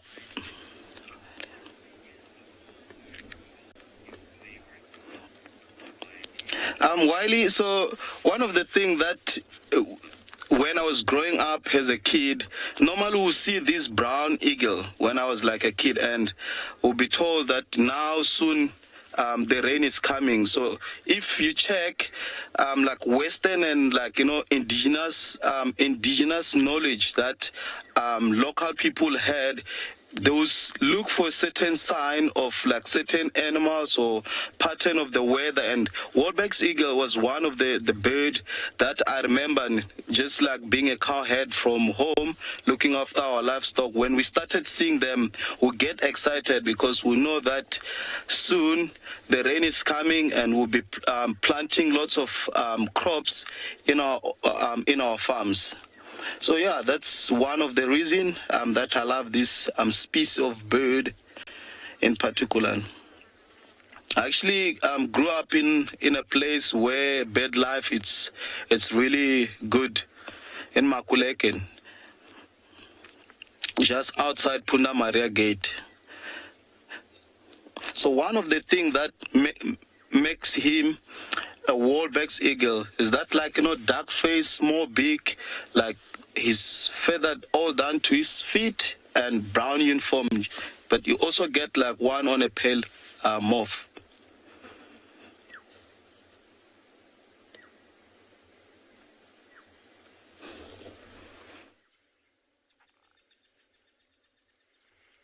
So we've decided to change tactics. Myself and Glenn were being attacked when we were watching the pale chanting goshawk and those red hartebeest by cattle louse flies. So we've decided to get out of the sun and come and see what the activity is like by the watering hole. This is a watering hole that's further down the south, and we're in a cool, shady spot over here. And we're just going to wait out here for half an hour or so and see what activity we can pick up along with this, being at this watering hole. There's a lot of activity of birds here. We've got African red-eyed bulbuls. We've got a lot of those wattled starlings that we saw a couple of days ago. A lot of sociable weavers coming down to the water as well. Those are the wattled starlings in view now. And at the water's edge is just a hive of activity from these little sociable weavers. The larger birds with the black heads, and then the red eye ring is the African red-eyed bulbul. You can also see the yellow vent as it turns to take off. And the water doesn't look the cleanest, but their tummies are able to cope with the bacteria and all the microbes found within this body of water. Obviously, if we had to drink that, we would get fairly sick fairly quickly. It shows you how hardy animals' stomachs really are. Glenn, would you just go into the bush over here? Do you see this little bird here in the tree here? Just off to our 3 o'clock. It's in the tree. It's got a pinkish, orangish beak. There it goes down. Oh. There's all the little ones, the beautiful little ones that are starting to come into the water hole now. It's a bit tricky. Obviously, they're fairly quick through this undergrowth, and getting the camera on them, and obviously them not flying away is quite a challenge. It takes birding to another level. African red-eyed bulbul. They can be quite dominating around a watering hole or around food, the African red-eyed bulbuls. Little sociable weaver, that beautiful conical beak that it has, a nice greyish tinge to it as well. And they're all sitting within quite a large blackthorn. Cleaning the beaks, a little bit of maintenance, grooming behavior going on.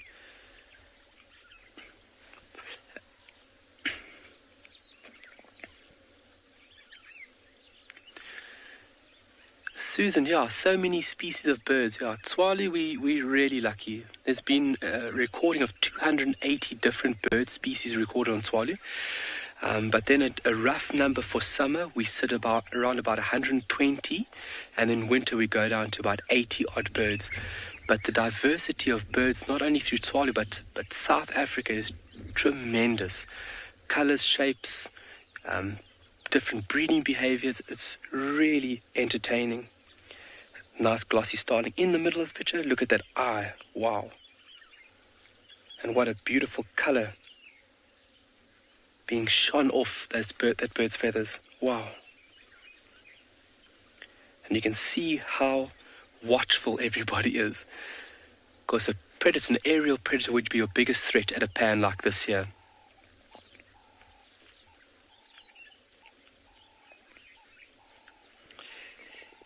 Yemen asked a nice question: how often do animals come to this watering hole?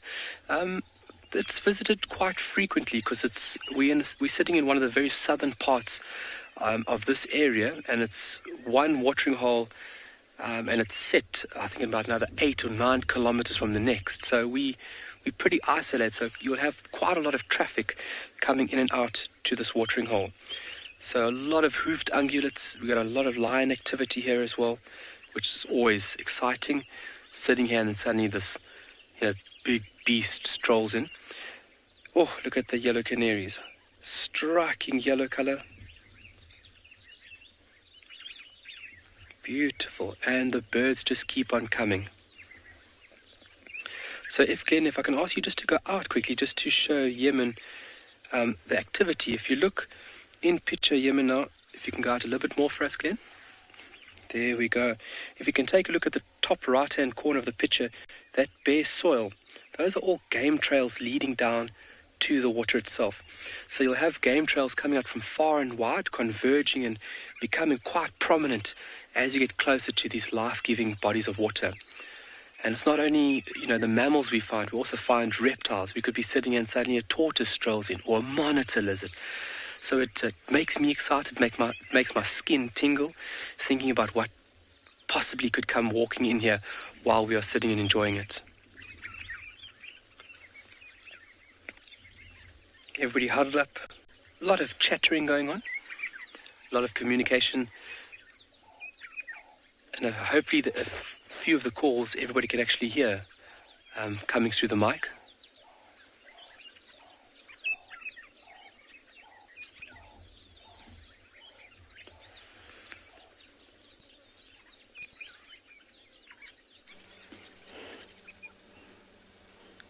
I'm sure it does, Kyle. That's such a Kyle thing to say, and he truly means it when he says those things. Now here we have found some elephants at Vuyatela Dam. But there seems to be something going on. They're not happy with each other. And then the herd's separated. There's possibly 2 different herds that met here. I don't know. One is trying to mate with this female. At least that's what it looks like. And they're just down by the water hole. Hopefully they'll come up. Now, whenever there's a pursuant male, it can cause quite an upset within the herd. There we go. Well,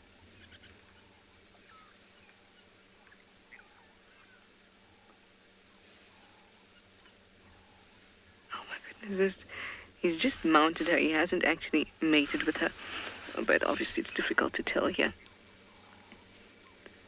But just to see that is really, really insane. It's amazing to watch this. You don't get to see it often. Females don't come into estrus every month or really every year, especially if they've got a calf. It's a very, very specific times, and the males have to figure that out. To be able to see that is quite special. But something like that is what causes a disruption within the herd.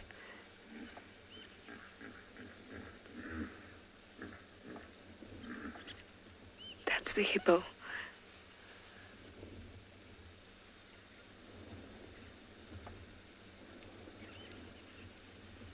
Mabunda, you'd like to know why the elephant's gestation period is so long.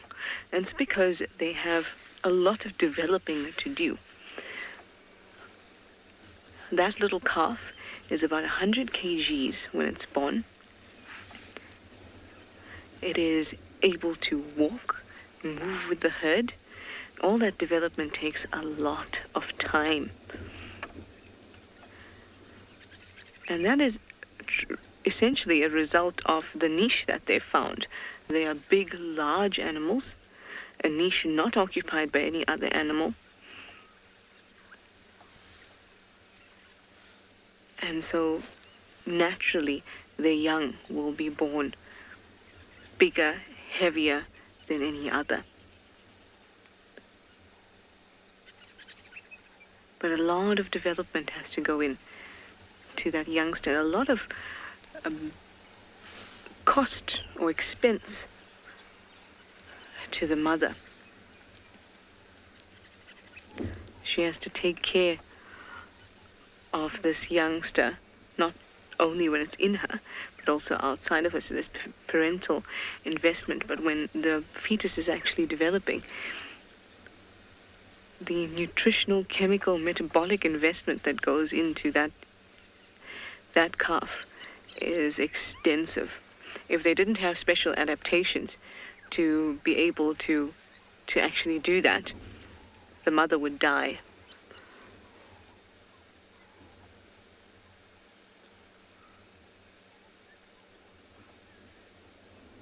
Things seem to have calmed down just a little bit now. All getting a nice drink right in front of the dam cam there.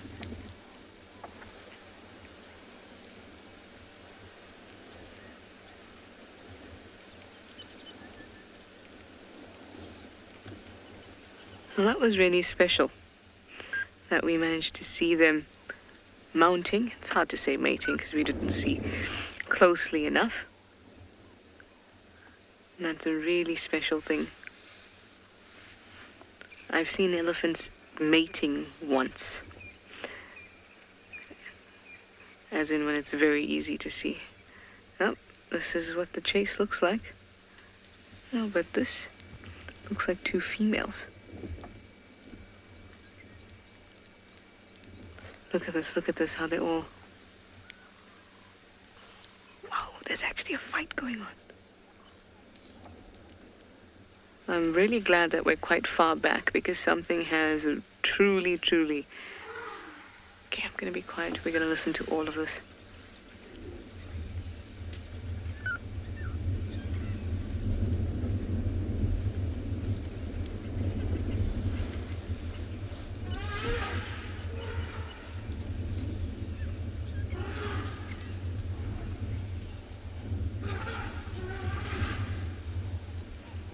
You don't see elephants like this a lot. You see calm herds that are moving slowly. Something has really gotten under their skin. And I don't know if you know, their skin's pretty thick. Just had to slip my dad joke in there. No, Trishala, this is a serious moment. Listen.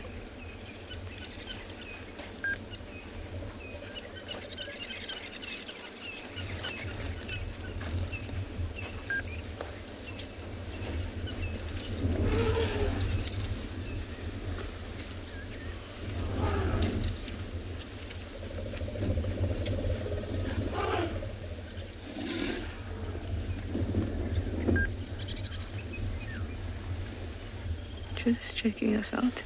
Daniel, you'd like to know if you ever get two herds fighting each other?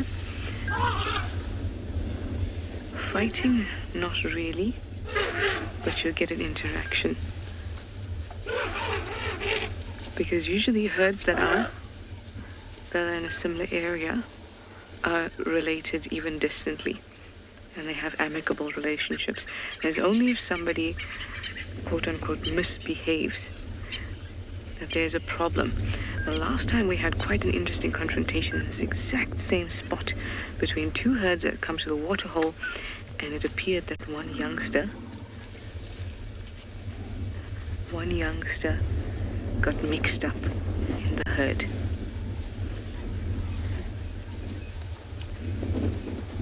And then that caused quite an uproar. Males will fight, obviously, for mating rights, to assert themselves dominance, etc. But you will not find two herds clashing.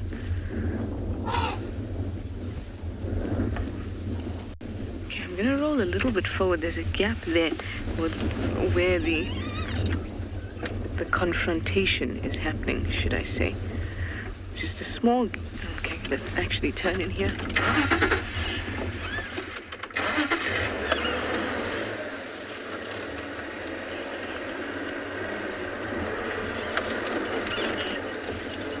Or a confrontation. It might not be the confrontation.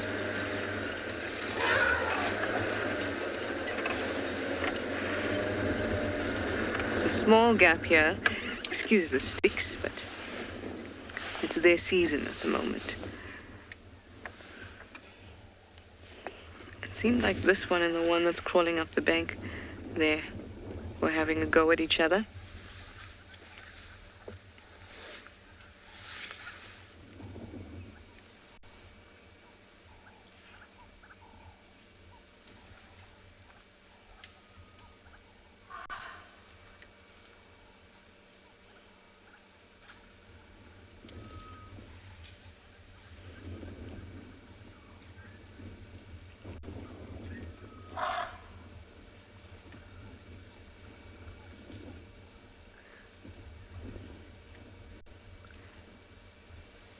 Now, things have calmed down. When one starts eating, that's when you know things have calmed down. But on the other side of the dam wall,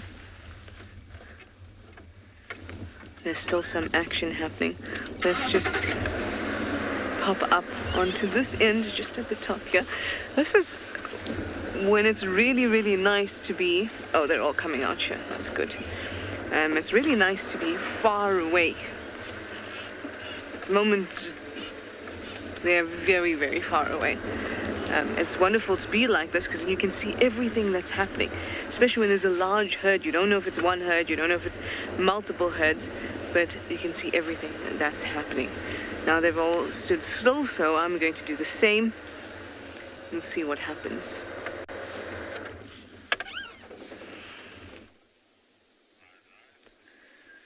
So we're having a look at my favorite animal, the zebra. And just behind this particular zebra, we see on the branch just next to it, there's a fork-tailed drongo.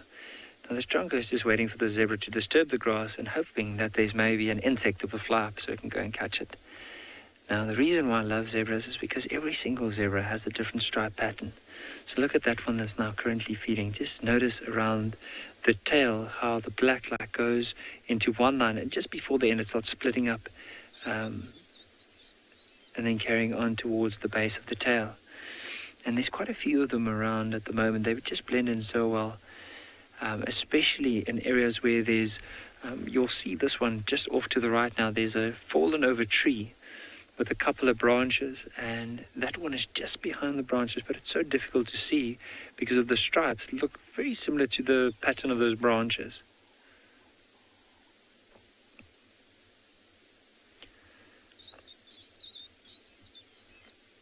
You might hear some shrieking sounds in the back, and that's just the brown-headed parrots that have now flown into one of the trees, but it's quite far off. We won't be able to see them, but just so that you know what bird's making that squeaking noise.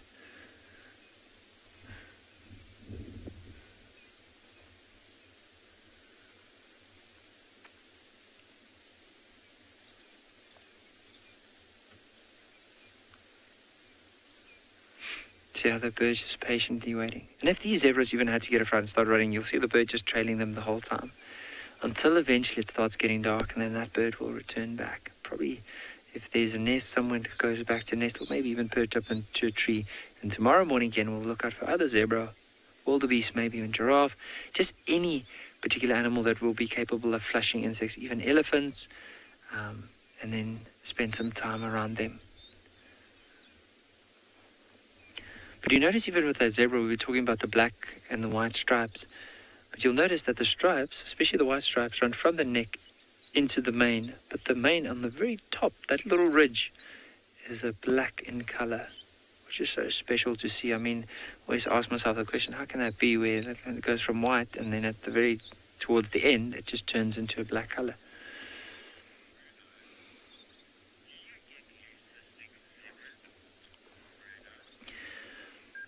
Bruno, I'm sure you'll be able to get something like a leucistic zebra or even a melanistic zebra. I personally have never seen one before.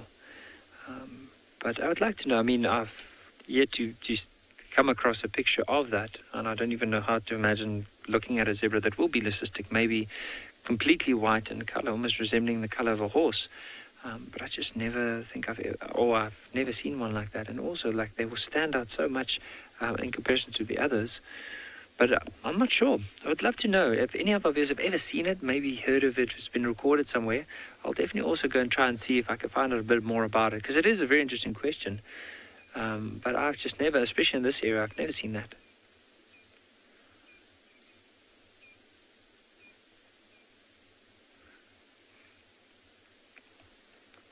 Often this time of the year, what I've noticed is the zebra tend to be quite close towards these drainage lines. So a drainage line is basically like an old riverbed, and sometimes there's giraffes that move with it.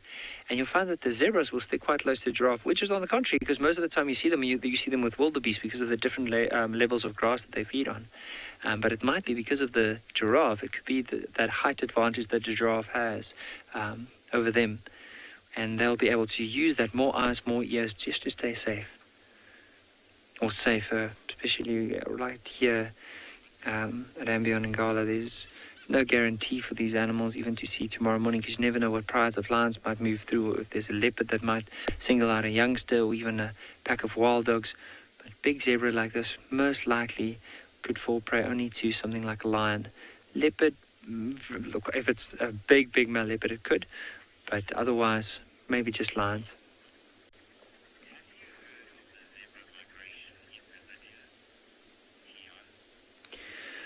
Dion, I've heard, this is saying though from some of my friends that they were talking about some zebra migrations or small-ish movements up in the northern side of Namibia. But I do know in Botswana is probably one of the biggest zebra migrations in Africa, which is very, very interesting. I only read that the other day, I didn't know. And I think it's close to a place called the Magadi Pans, where you can see that.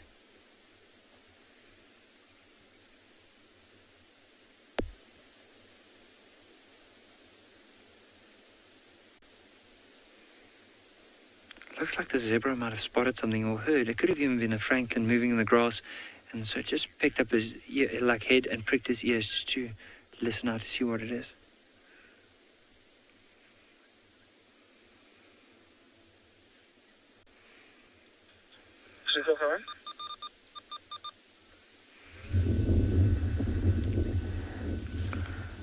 When you talk about the migration, zebras in Namibia and the zebras in East Africa migrating from Masai Mara to Serengeti and back, it's super nice and also lovely watching it. We have a lion here, a teenage lion, and we have a herd of elephants grazing, walking away. And that matriarch looks like he has a very tiny calf, I reckon about 4 months old. Look at how teeny tiny they are. When elephants' calves are below the age of 1 year, we call them the underwalkers, because they can simply just walk under their mother's belly.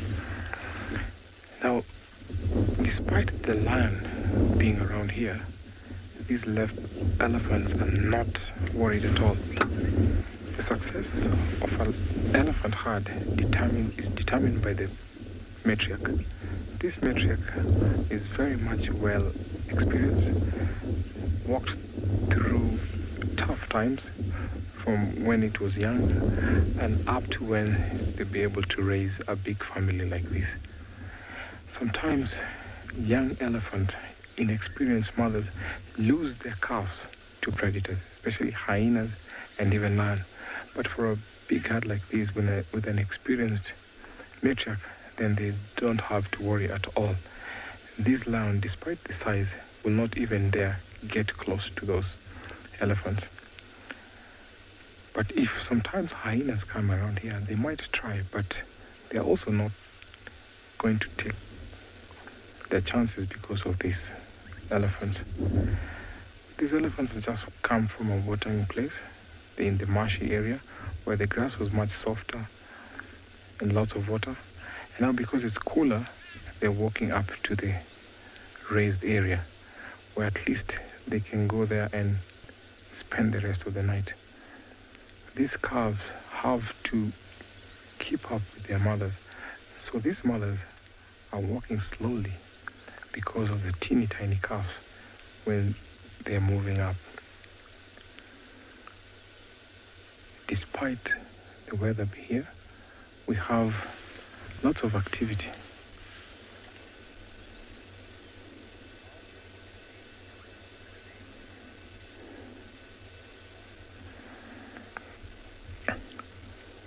Martin, thank you so much for your question. Are there the same number of males as equal as females?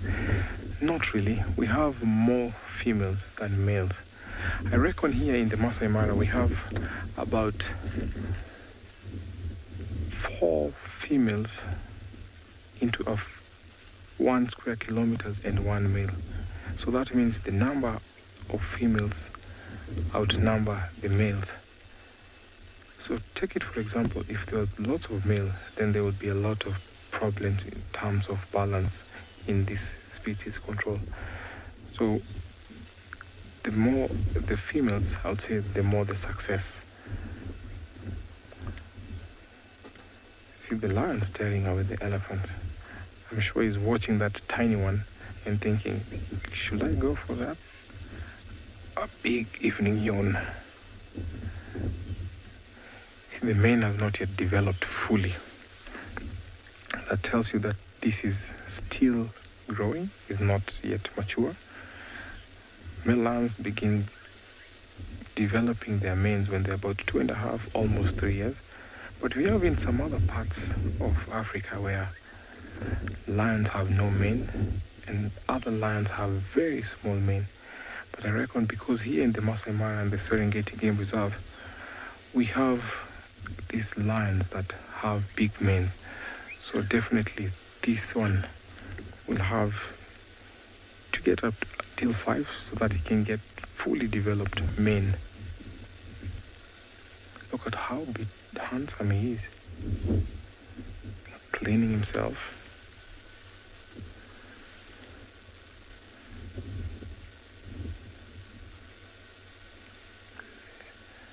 So the other lion that, oh, that's another big yawn. Wow, look at the teeth.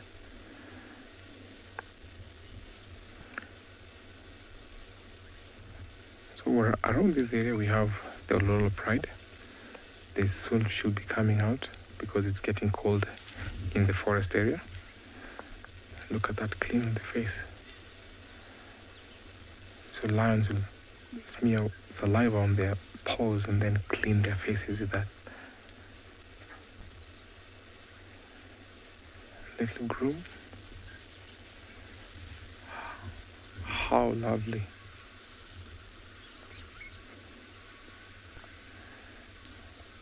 As you watch this lion cleaning himself, I'm going to take you over to another safari vehicle.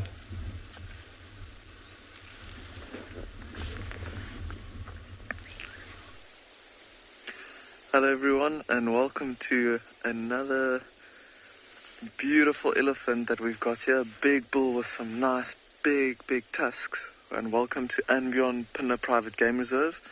My name is Dewald and behind us we've got a beautiful bull. And behind the camera we've got Craig. And we are going to be having a look at this bull for a little bit and kind of stay with him. It sounds like there's quite a few elephants in the area.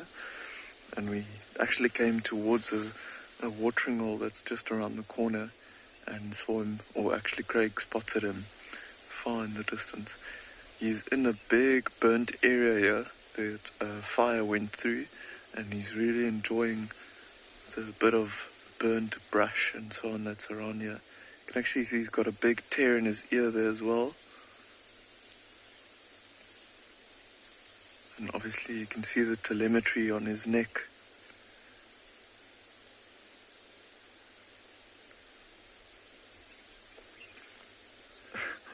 Alison, you're asking if I've ever seen an elephant sneeze. We'll see if he comes out, if we can maybe get a view of them. But elephants' legs are quite different to what any other animals are. So it's a little bit weird to see their knees.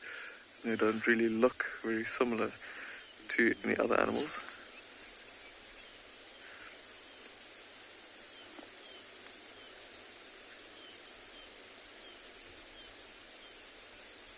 See how he's just enjoying whatever he's feeding there. You can see these bushes with the red leaves in front is actually giving some nice contrast. And they have been burnt, obviously, and the trees are dying. And that's what he is feeding on, all this burnt vegetation. So it might seem quite weird to us, but I'm sure there's quite a few minerals and so on that he's getting from this burnt stuff that he usually wouldn't be getting. So he's just repositioning it into his mouth.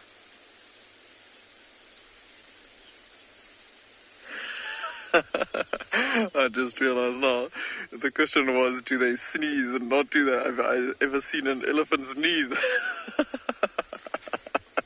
Okay, I actually have seen them sneeze before, especially when they're feeding like this, and you can see they use their trunk to put stuff into their mouth, and often you'll see them getting a little bit of dirt or like a leaf or something like that in their trunk, and then they do sneeze, and it's very, very, very funny and cute.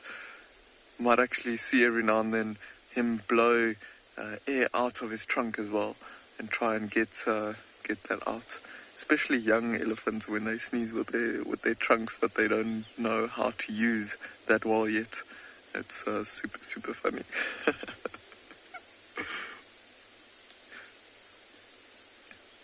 Look at this. Yeah, it actually looks like it's like a bit of an injury. Imagine this bull has fought with another bull, and maybe the cartilage in his side, his ear, is also maybe a little bit injured. But for now, I think we're going to stick around with this bull and see what he gets up to.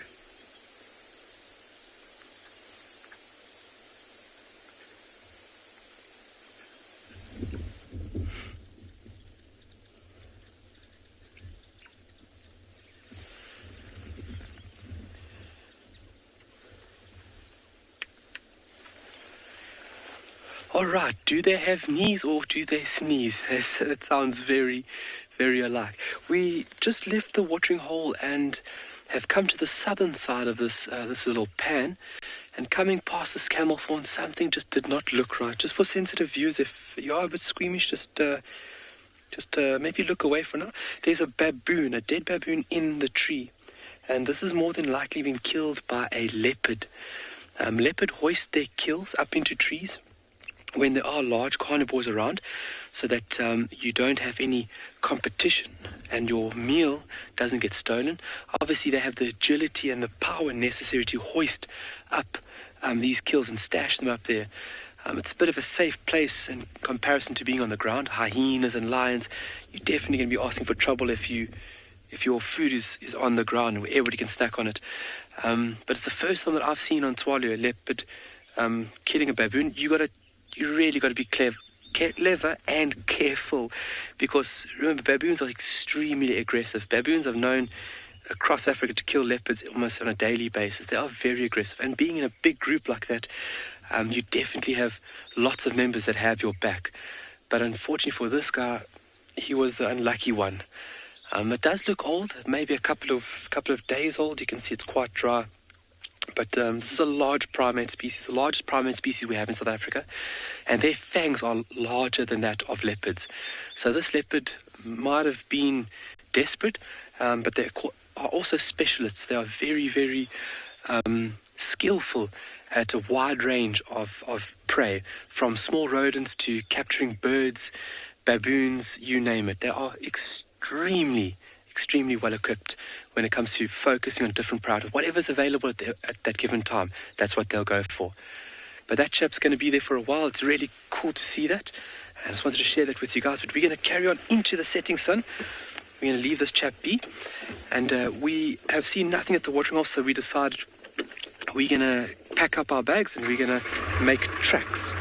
And what we're going to be looking for over here now, this late afternoon period, is lions. That's what we're going to be looking for now.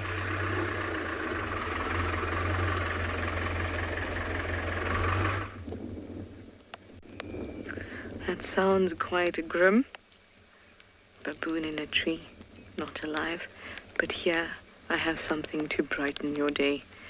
This is the greediest giraffe I have ever seen, eating these combretum flowers. When we arrived about 10 minutes ago,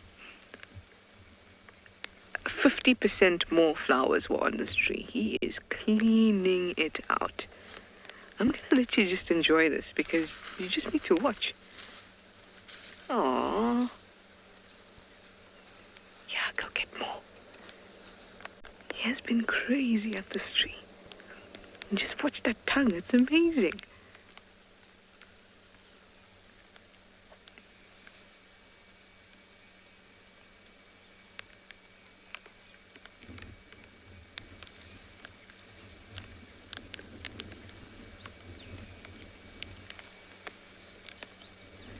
Look how cleanly he pulls every flower off those branches. He wraps his tongue around.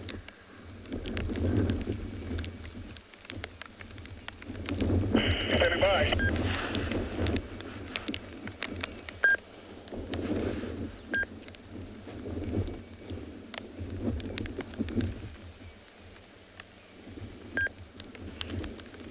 Moonbeam, you have a very interesting question.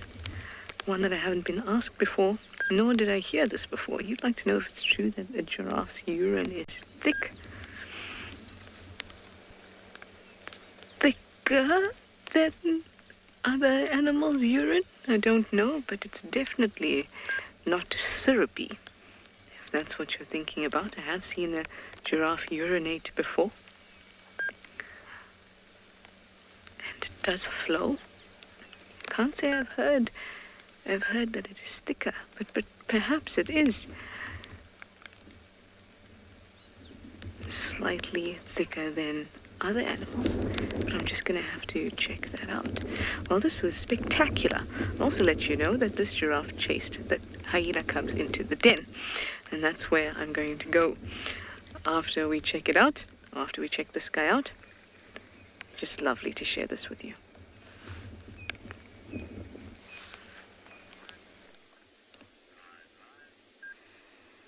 We have a southern ground hornbill up in this tree.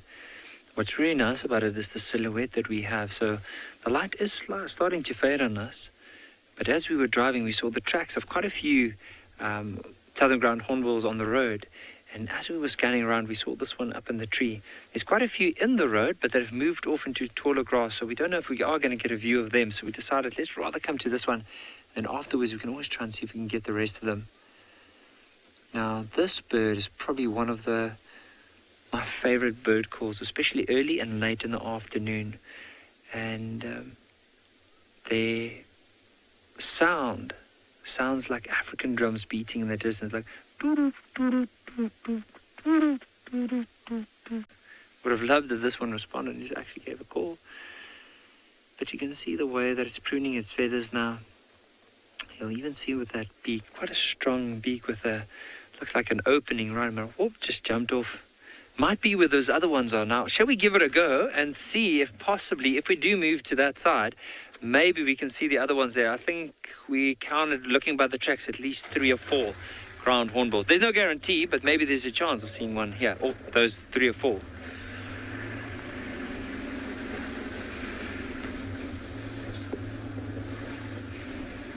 Okay, so I'm going to carefully scan here, because this is the last, or that other one just went down on this side with the tall grass. So it is a bit bumpy, this road.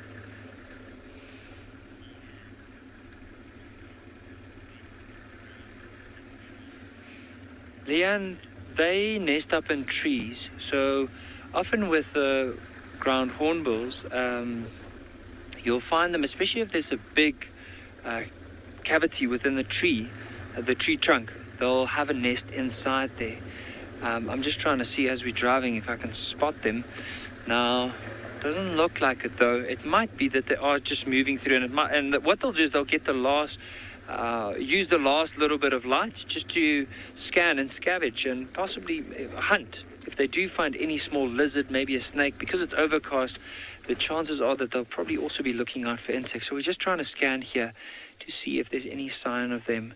But eventually what they'll do is sometimes at night when you drive, you can just see these massive birds with that white towards the end of the feathers as they're flying over us, heading back towards their nest. But I don't think I can see anything from here. We're probably just going to slowly start heading up.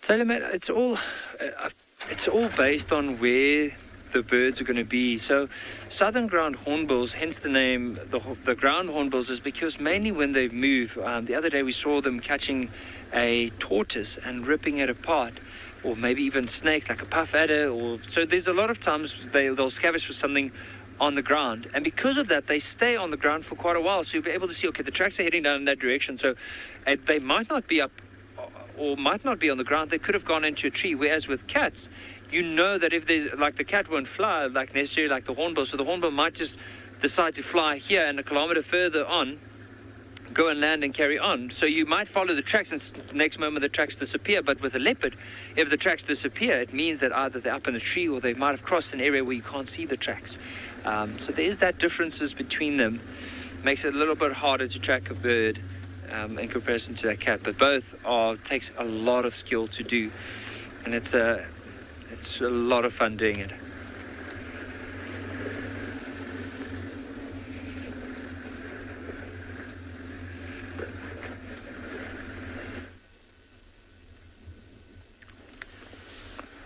It's so interesting when you watch the raptors. Look at that bird there. You can hardly know there's a bird there. That's the long-crested eagle. So by concealing himself behind those bushes, it gives them more opportunity to look for prey. So these birds have a very sharp eye, and sometimes when they perch like that, it means that they are on a hunt looking for prey. So they prefer rats, mice, vertebrates, lizards, and sometimes go for even snakes. So these birds cover a very big territory, about, I reckon, one kilometer square. A territory that they can hold for up to a year. These territories have to have adequate food, enough water, and rivals or other intruders within their territory are always fought off. Very, very interesting looking bird. This is one of the birds, easiest bird to identify from a long distance because of the crest. So for example, if it's perched up on top of a tree, the conspicuous thing to see is the crest.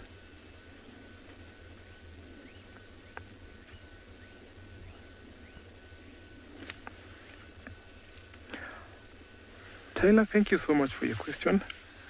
Can they fly as high like the bigger eagles? They can fly as high like the bigger eagles, yes, but they don't fly that high when they are going for food. These raptors, especially the long-crested eagle, they have a certain flight or level they get to. But yes, they can fly as high as other eagles. Look at the buffy legs. Look how strong they are. So when these birds catch a prey, they have super sharp talons that sometimes they use to kill the prey. Especially sometimes when you see them getting to lizards, small snakes, and even rodents. Most of these raptors can see color. So when they're going to wait here and see what he finds down there. And as we wait here, we're going to send you over to another safari vehicle.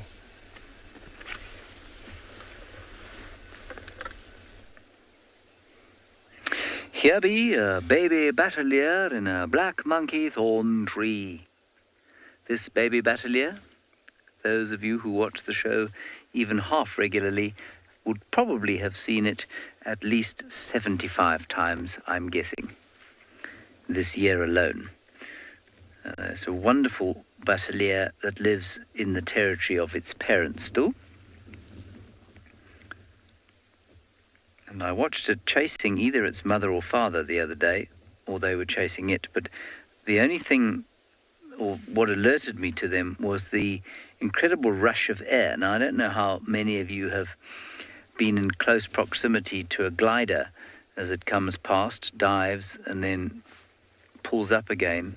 Well, the rush of air that these two birds made as they came hurtling out of the sky and then pulled out of the dive at the last moment was really loud. There's no other way to describe it. Not quite thunderous, but certainly really loud. And off they went. I don't know if they were genuinely having a fight or if they were just enjoying the fact that they can fly. I think if I could fly, I would definitely just enjoy the fact that I could fly.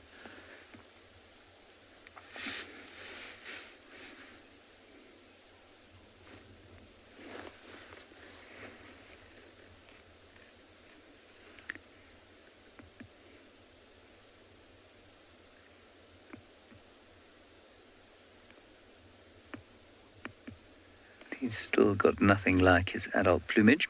The other thing about this sighting that's quite pretty is the colour of the head of the batelier matches quite nicely the flowers on the black monkey thorn. Maya, yes, absolutely, this baby can fly for long distances. I call it a baby. It's not so much a baby as it is a juvenile. It hasn't quite reached adult plumage. And remember that these birds take 7 years to get to adult plumage, which means that they are adult size for at least probably 5 years before they are actually adult plumaged. So yeah, no, this guy can fly very well and very far if he needed to. Bateliers don't fly very far. They normally stay in their territories, which are not very big, and they fly low. They're not like vultures, which will cover massive, massive distances. He's very smart.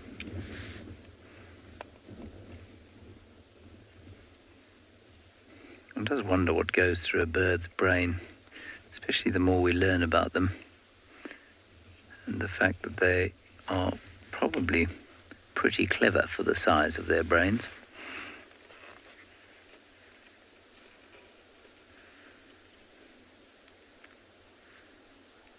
Yes, Vinny, they do. That's absolutely right.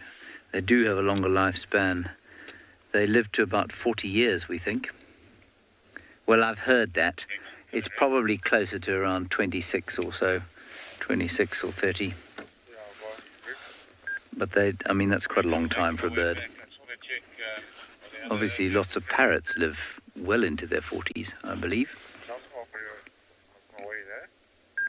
But yeah, they do live quite long. But there are other birds of prey that live as long, that don't take nearly as long to get to adult plumage. And, I'm assuming that they don't breed before they're adults, or before they have adult plumage, but I might be wrong. I don't think I'm wrong, though. The ground hornbill you were looking at with NIKKI, he may have told you they take 9 years to be able to breed.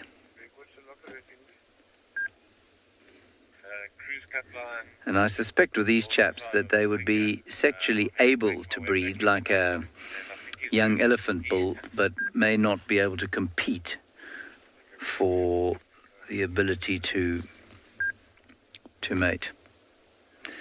Jenna, birds change colour as they get older because it's a difficult one to answer. these chaps are sexually dimorphic. The males and females do look slightly different, but not in a way that would, not like a hummingbird is different, a male and female hummingbird is different. So maybe it's some kind of signaling. Maybe they are only mature enough once they've changed colour to breed. Maybe it signifies that they've got sufficient experience to their prospective partners to raise youngsters to become a viable partner. Maybe it's something like that.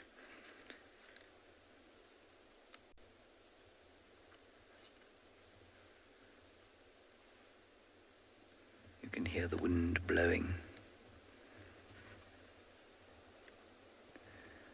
I feel that Battalier must be slightly lonely, sitting here in his tree, watching the rather dull sky scudding overhead.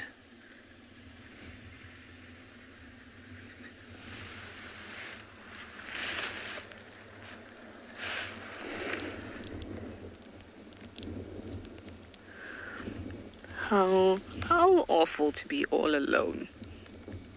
Luckily for these hyenas, they have each other. Regardless of how competitive they might be amongst each other, at least they still have each other.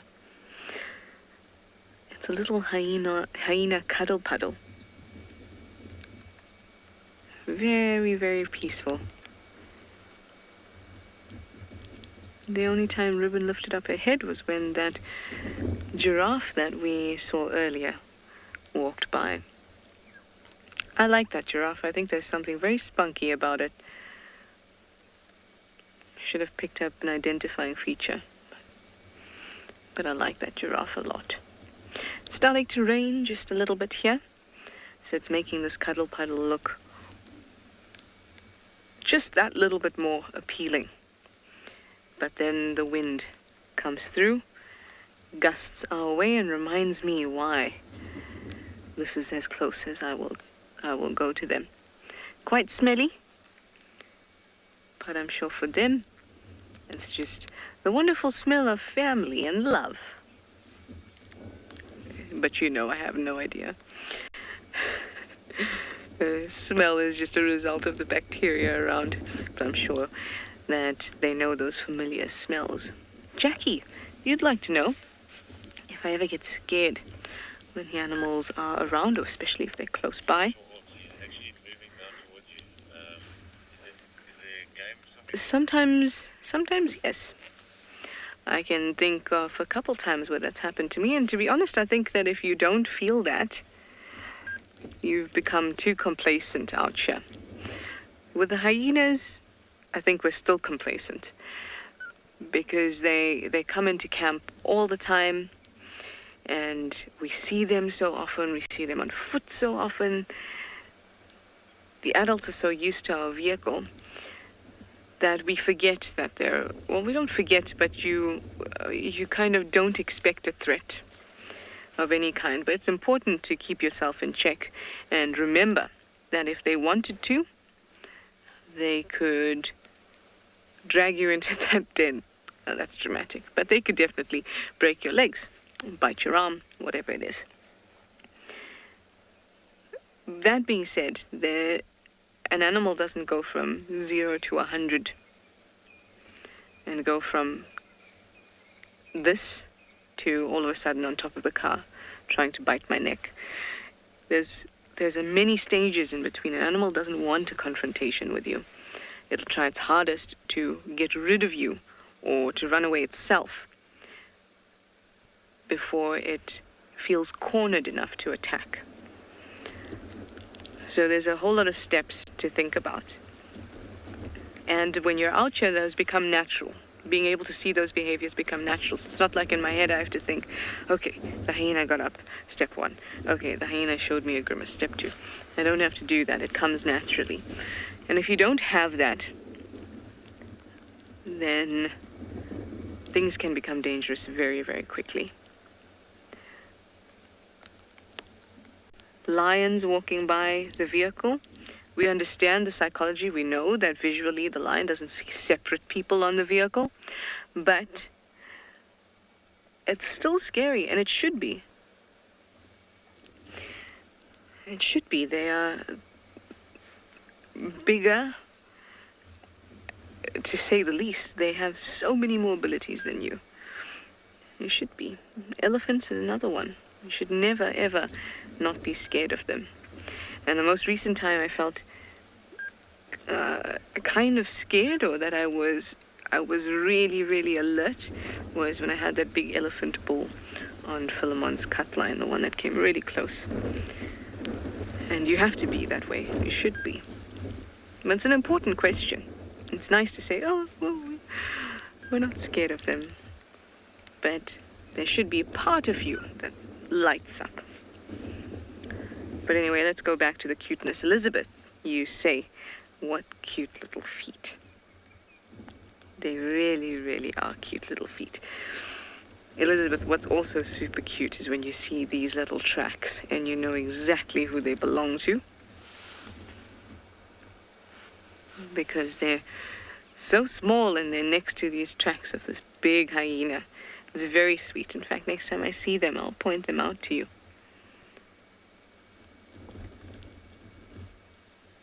Hi, Ribbon.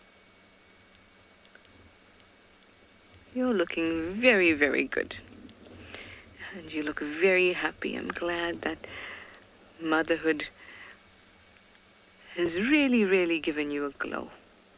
Absolutely. Well, we're going to stick around here. Hopefully the rain won't come pouring down on us.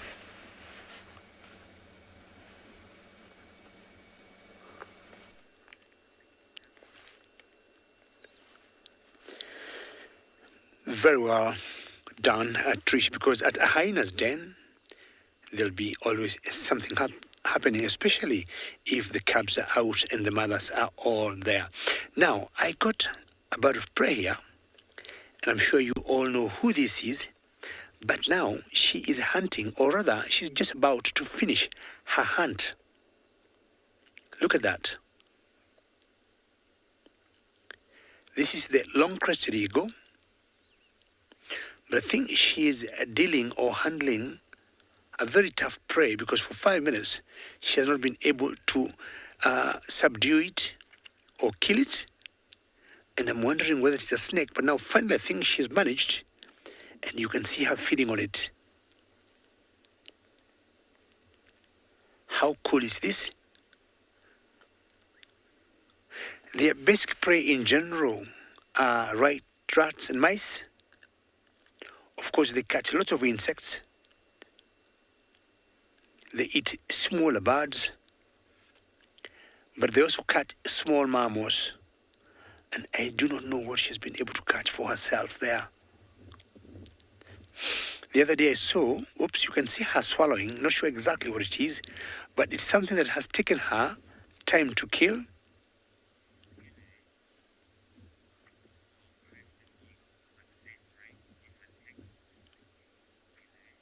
Gile, you're asking what is the success rate of the long-crested eagle in hunting? I would say for me, 80%.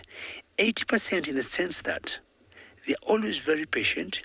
They'll always, she's flying away, perch on top of a tree, take the time, look down, and they spot the prey. Either fly and land on the prey and then kill it. Very good camera work there, Bungay. I think she just finished her kill. They're very successful killers. They're just like the snake eagles. They always take their time. They're always very patient until something happens. I just want to not quickly go there, but just drive slowly and see if I could see what she was feeding on. I'm sure there'll be some remnants of what she was trying to eat.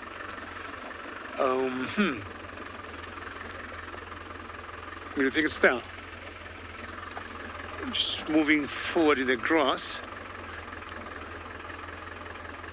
Somewhere there.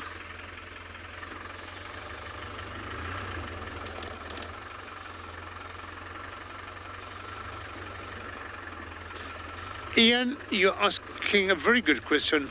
Is there any reason for the long feathers behind their head? I wouldn't know whether those are meant for decoration, or I would say the males would have a little bit of a long crest than the female. That's the only thing I would think, not any other reason why they would have them. And once in a while you see them, bringing them out. That's the only way I could look at those feathers there, and that's why I call them the long-crested eagle. I cannot see what she was eating, but it wasn't very far from where I am. She could have finished, or she could have eaten everything. Now,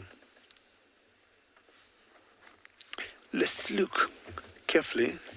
Let me just jump out for a minute and see if I could get what she was eating. I would be more than happy to know what she was eating.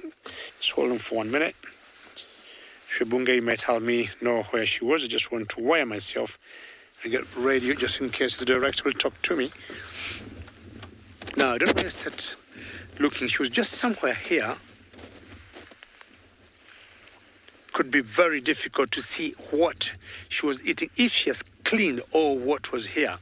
The other day, we saw a tawny eagle that hunted African rock python, and she went with it on top of a tree and she ate everything.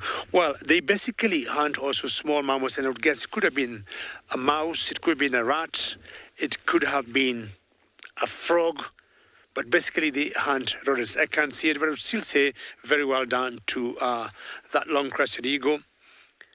And not very far from where I am, in that direction, in those trees there, about 5 days ago, that area I was with Bungay, I saw one that was trying to hunt a lamb, was trying to hunt a baby impala. She did not make it, but that was very easy to see that. Well, I'll be coming back to you. We'll take you to another location as soon as we find out what maybe she was eating.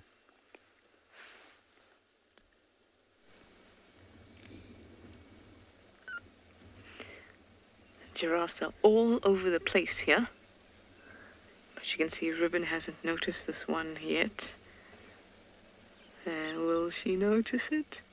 There's one just off to my left. The giraffe has noticed Ribbon and the cubs. Oh, it's not even doing anything just yet. It's just looking at them. And that's what giraffes do when they feel a little bit threatened. It's just a little bit far to swing just yet, so I'm going to wait till it moves. If it does,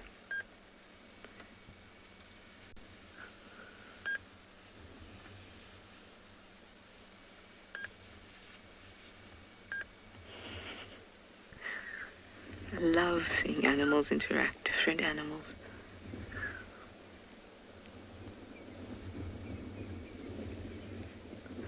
These two, of course, are spending the evening just perfectly. It's cooling down. As I told you before, it's rainy. Some warm milk against Mum's belly. Can't imagine that there's much more satisfaction for these two little ones than that.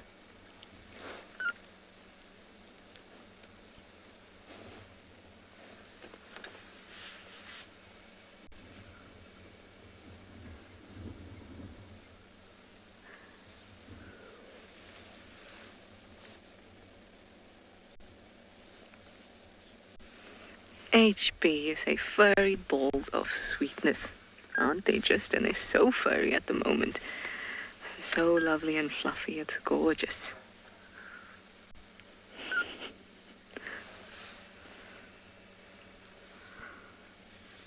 The giraffe has just moved a little bit more into the open. We should be able to see it now. I wonder if it's the same scamp from earlier.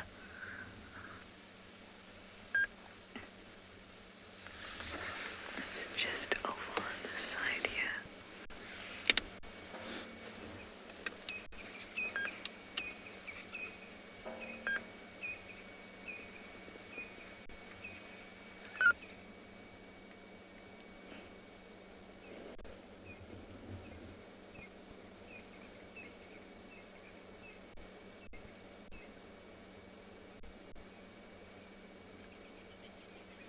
Staring at the hyenas, but still chewing a little bit.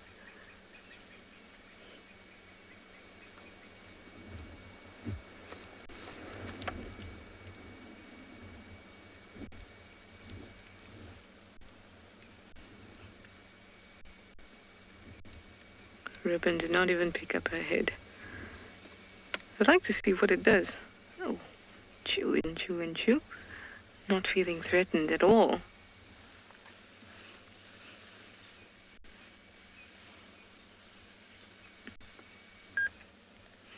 Sheldon, you'd like to know what the purpose of the horns in the giraffe are. We call these horns ossicones. And you can see that these ossicones are bald. That gives you a clue as to what it's for. The ossicones of the males are bald like this. There's still hair on the edges, but the tops are bald. And that's because when males fight with each other and they neck, which can look quite brutal, they get worn down, the fur gets worn down on it. Those are what the ossicones are used for. That is what those ossicones are used for. Oh, they've noticed the giraffe. What is that, little ones? So much going on in the world and to learn. Look at that hen's low.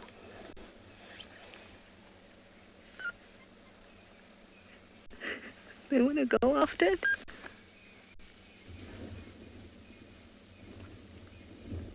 Nah, too big for us. More interesting things going on. Mum's underbelly.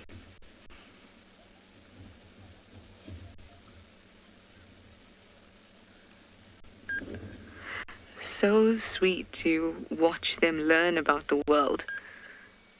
Watch them see these large creatures. I wonder what they think. Really, really lovely.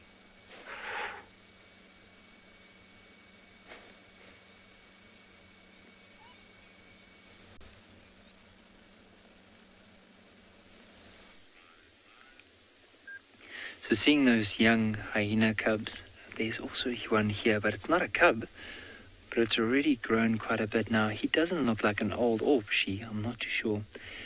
Doesn't look like an old youngster, probably just over a year, maybe a year and a half old.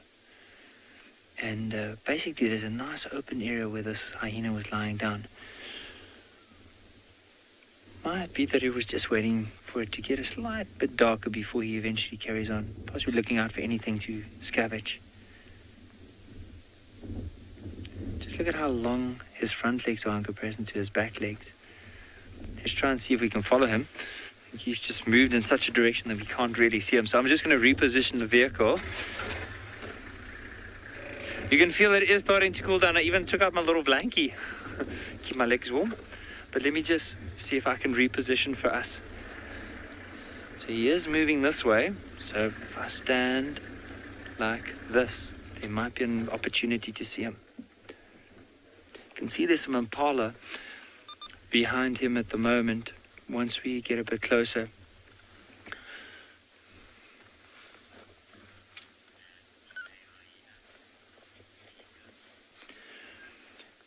Peter, they're probably going to be... Well, I just want to reposition again. This hyena is moving so quick.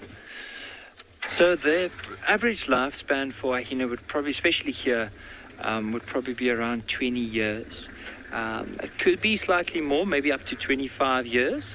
It could even be less, but that's probably going to be the average lifespan of a hyena. So there we go. So he's just moved all the way down towards the road. It might be because there's a nice open patch that he can decide to eventually just lie down there. Let's just see the wind. So just to give you an idea, so the direction that he's facing now, that's where the wind comes from. So he's basically moving into the wind. Oh, I'm really tired, just a big yawn.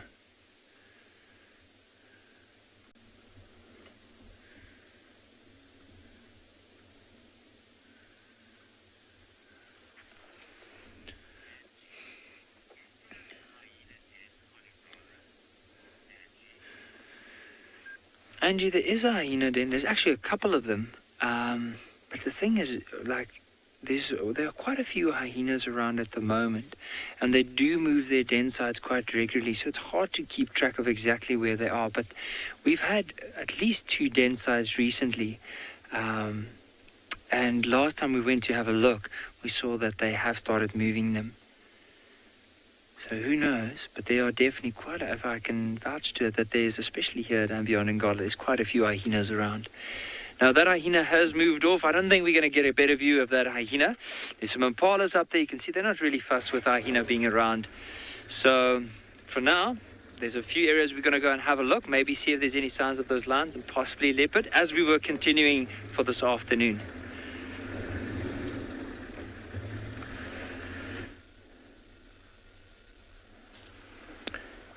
The hyenas are always nice to watch, especially this time of the evening when they're almost getting to be active. We have a herd of buffaloes here. This is called a breeding herd. Look at how many there are. I reckon this is more than 300. So when coming during the dry season, buffalo herds increase, and slightly after the rains, the herds also increase. So one social or environmental factors makes this herd increase or decrease. So the bigger the number also here, it will help in the success rate and also protecting the calves. Buffaloes don't have territory. They occupy big home ranges. So different herds have their own home range, so the home ranges don't overlap.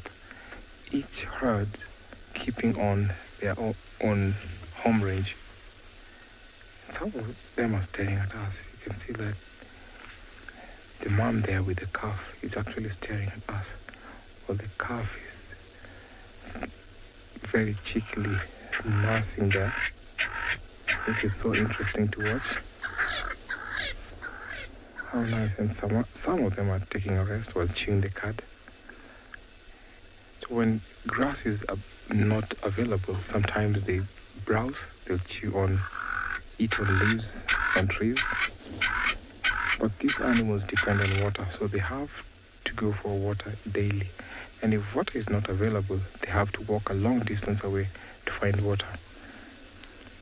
Some of them become old, and when these herds are moving from one area to another, the old bulls remain by themselves. And that's when we call those big boys the dagger boys or the old bulls. Now these herds have dominant bulls. That one there, sniffing that female, maybe trying to get the scent. So these bulls will always walk with them. And sometimes when they come into a home range where the old boys or the dagger boys are, they'll come and kick off these bulls and try to mate with the females.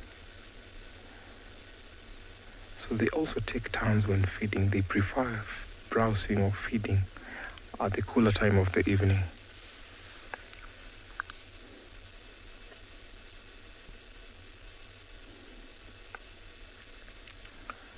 Greg, thank you so much for your question. How common is a buffalo coming to or die at old age? Buffaloes' lifespan can go up to 26 years, but you don't get to see them commonly die because this is one of the most successful grazers. So when it comes to old age, until they're 26, or maybe a disease comes in, it will take long before we get to see that. Now back to our herd. They're slowly grazing while some others are resting. They'll take turns sometime later on tonight and go and drink. And then they'll go back, graze, and then rest. And in the early morning, they will continue on grazing and then take turns like that, resting, grazing, resting, grazing. As you watch these herds here, we're going to take you over to another safari vehicle.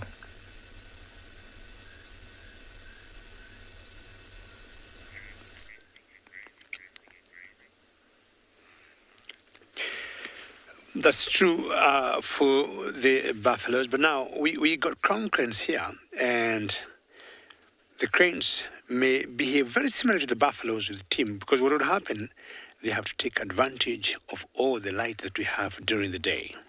Now this is the grey crown crane, and what will happen, once darkness sets in, they will stop feeding. They're going to roost on some trees to have some good rest for the night. and most likely sleep on the same trees until tomorrow morning when they'll be out again, grooming themselves, as that one is doing there, and putting the feathers in the right place, fly down, and most likely spend the better part of the day in the ground feeding. We've got certain birds like herons that may feed during the day and night, but these ones are very clear. I think out of fear of predation, come at night, they'll be off the ground.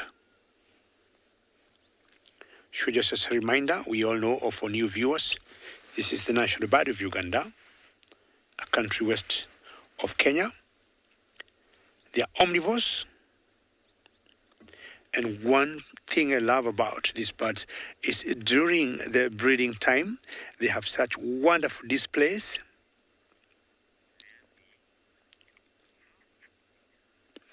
Lambi, you're asking how tall is this bird? Lambi, this bird is about 3.3 feet or about 100 centimeters. We can also see about 1 meter. And there's some of the tallest birds we have here. I'm sure, Lambi, you also know the sandal-billed stork, which could be slightly bit taller than this. But the great crown crane that we have here is just about 1 meter or 100 centimeters tall. And she's just giving you that height, Lambi. If you look carefully, she's just turning upright for you to see or to appreciate her height. And I was saying earlier, during courtship, they got some wonderful displays when they're breeding. And you can always see both males and females having some very special dances. You'll see them jumping up and down. And they'll see either one of them bowing to the other.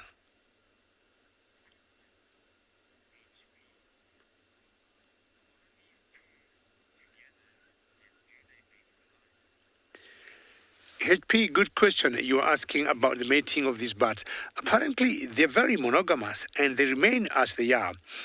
After laying a clutch of about 2 to 5 eggs, both the male and the female will help incubate the eggs. And after about 30 days, of course, they hatch out and the chicks are precocial. They come out very quickly and they're able to run. When time comes for them to fledge and they're fully grown, they'll always leave the parents and leave or go make their own life. The two will stay as they are. And we have seen sometimes when the young ones or the juveniles are courting and they're just about to marry, they have something similar to a wedding. And sometimes you see a flock of anything between 100 to 150 of these cranes coming together. I'm sure darkness could be a bit of a concern now. They could be worried of some bigger birds of prey, or sometimes you may get, lions. Lions will hunt anything they can catch. And I'm just hearing from a distance some lions are roaring. Watch out, cranes, it's getting dark. Go get some trees roost and stay for the night, and we'll see you tomorrow as I head out and we'll be taking you to another location. Seeing something. Here we have got impala, and they are standing in the rapidly fading light in the clearings that form the fire break between Buffelshoek, the reserve to the north of Djuma, and Djuma, where I am now sitting. I quite like their colours at this time of the year, as I do many animals at this time of the year, because they are, I think, a pleasant match for the just splashes of green and the generally dull brass colour, I guess, that's behind them. Yes, dull brass, splashes of green, nice red, impala fur, pretty. James for Trish. Oh dear, Trishala is hailing me upon the radio. Please go ahead with your message. What's your location? I'm currently on the ridge crest between Hyena Road and Gari Cut Line, viewing a herd of impala, live. Sorry, everybody. Just had to tell her what was going on. I've heard some alarm calls in Twin Dams. I'm going to follow up. Trishala says she's heard alarm calls on Twin Dams Road. She's going to follow up. Godspeed. Let's hope she finds something. Tlalamba is definitely around there. She was there this morning sometime, but no one managed to find her. Anyway, this herd of impala probably slightly miffed with the weather because it was very cold, then it warmed up, now it's cooling down again, but it's very typical for this time of the year. We get heat and then these strange, well, they're not strange because they happen all the time, every year, sort of fronts that come through for 3 or 4 days at a time, and then it'll heat up again. And very seldom is there any rain with these fronts. The rain will only come later. It teases those who don't know the area very well.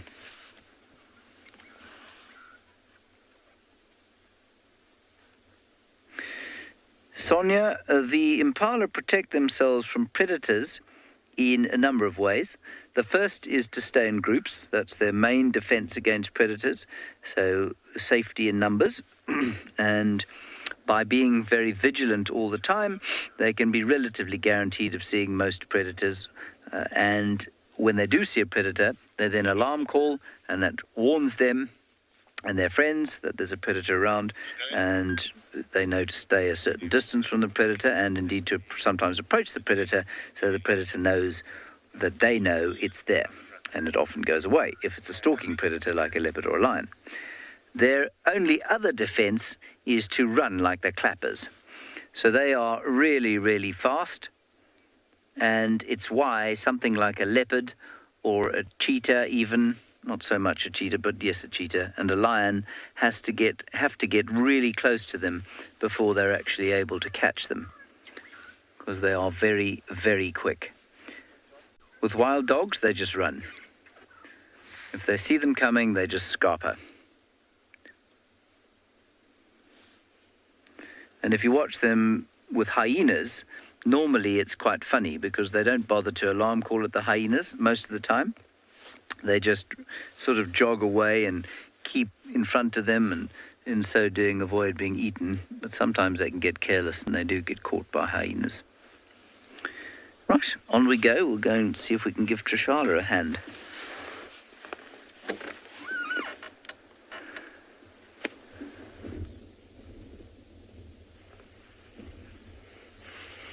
Alrighty, we've stumbled upon some lions.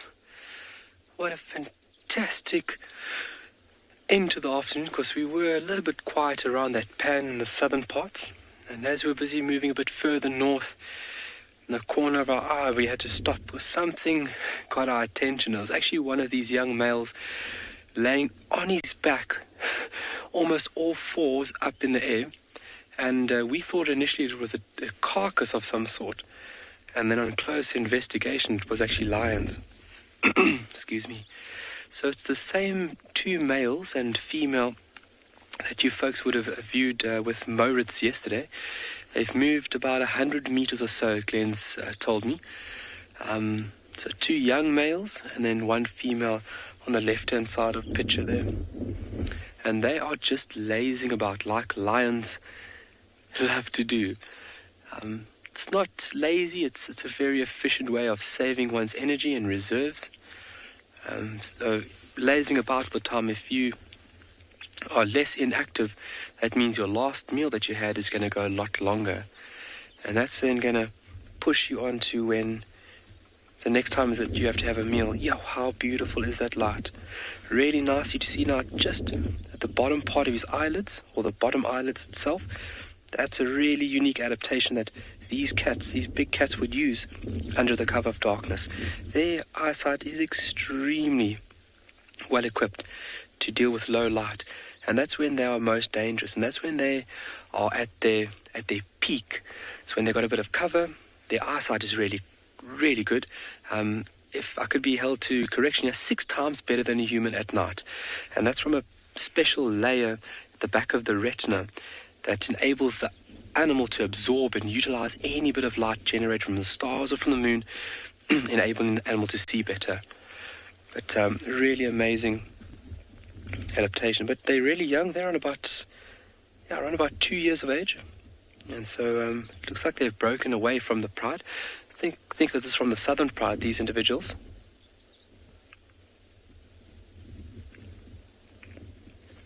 Kelly, these lions look bigger than normal.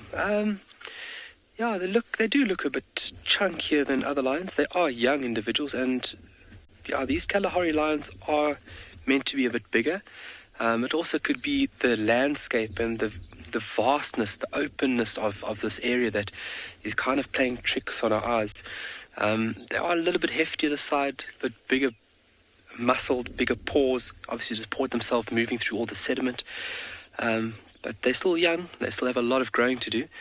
They would need to be very careful for the next couple of years until they finally establish themselves within this area. Young lions have a very difficult time dealing with all other activities. I mean, he looks like he's king of the kingdom right now. So around about 2 years of age, he still needs another 4 years.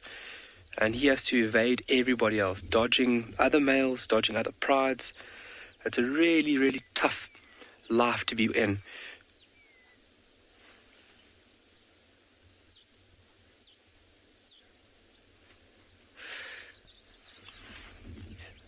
Fiona's asked a question there. Are they active more in the night? Yeah. Lions definitely like to be more active under the cover of darkness. When you do have cooler periods prevailing, don't get me wrong, we found lions active midday through the winter periods. But when you have those extreme temperatures, it's too hot to be out and about if you're at 30, 40 degrees Celsius or 115 degrees Fahrenheit.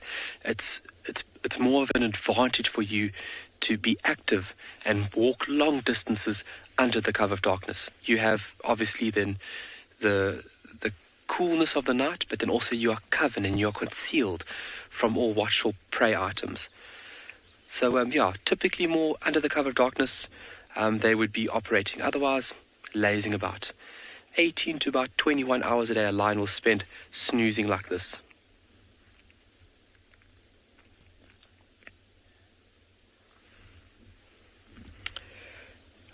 Oh, that's an interesting question. Do you think they're sad when they get pushed out? Oh, that'd be very difficult to understand. It's a very intriguing question. Along those lines, we always think about what do animals think. It's a very sought after, or very thought after thought. I think it's only about normal. Maybe when they get pushed out, they don't know any difference. So maybe it is a little bit sad in the beginning, because remember, lions are very social animals. Out of your large cats, they're the most social. And so maybe there is a little bit of sadness in the beginning, but then I think they find their place after a couple of weeks. Oh, excuse you. And then they get settled, and then they kind of adopt this nomadic and solitary form of life. These two boys will break away and they'll be together. So there's not too much sadness. You do have a partner in crime. But yeah, I would say, yeah, maybe they are sad in the beginning, because you can see from lions when they get pushed out that there is an urge that they want to come back in. Obviously, food is a big item. Also protection and safety within the pride. But yeah, let's say that they are a bit sad. I would say so. I hope everybody agrees with me. If you have any comments, please let us know. Sure, and this one is so tired. It's normally an indication when carnivores are going to move. I've witnessed that quite a lot with wild dogs. Before they're about to move, there's a lot of yawning. Oh, I'm just going to readjust myself. And you can see his mane really starting in the back of his neck there. And these chaps, when their mane is fully developed and at its most impressive, they would be about 6-7 years of age. And that's when they have to fight to really put themselves into the correct position where they can take over a pride. And that's a vicious affair. And then a couple of years in charge, and all the ladies, obviously has great support. He provides protection. And then they kind of deteriorate in their old age. Male lions don't have a very long lifespan when it comes to longevity of animals. They only hit at about 9-10 years if they're lucky. It's because of the constant battering that their bodies take. They just can't take it. And that's when a newer, stronger individual will come over and take over the pride. But very important for genetics, to stimulate and keep the genetic pool nice and fresh. Oh, got a bit of wind coming up now. But how beautiful.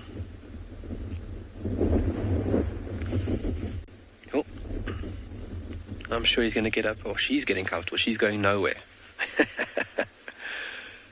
But how beautiful is the sunlight on her. It's such a nice feeling when you find a comfy spot and you have that, basking of warmth from the sun. And it must be nice just to laze about and like, another thought, how much do they dream? What do they dream about? Do they dream about catching gazelles or finding other lions? It's intriguing. But all placid right now. But once the night descends, a little bit of different behavior should come out of these animals. And why we didn't see them initially is because they were on the other side of this little blackthorn.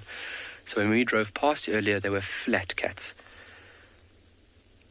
And when they lay down, obviously their visual aspect is totally minimized.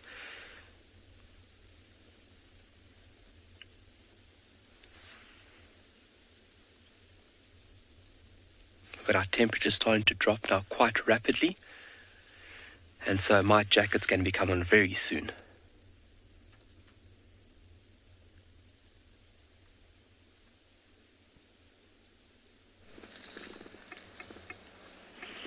It has gotten colder. I'm sure even colder, much colder there in Tswalu. Now, I rushed off from the den hearing kudu alarm calling in this direction.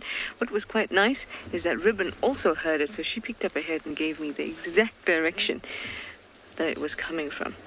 No doubt her hearing is better than mine, but now I am up against an elephant roadblock, but that's okay because gives me an opportunity to put the car off and just listen. That's one of the most important things when we're tracking an animal. But I'm sure it was on Twin Dams Road, and that's where I am at the moment. But with the wind, it's just very, very, very difficult. Not just for the animals, but also for me to be able to hear accurately. And I haven't heard any alarm calls since. So keep an eye on the dam cam. I suspect you may have a visitor. A little tiny one just there-ish. Very well hidden. I wonder if it'll pop out for us.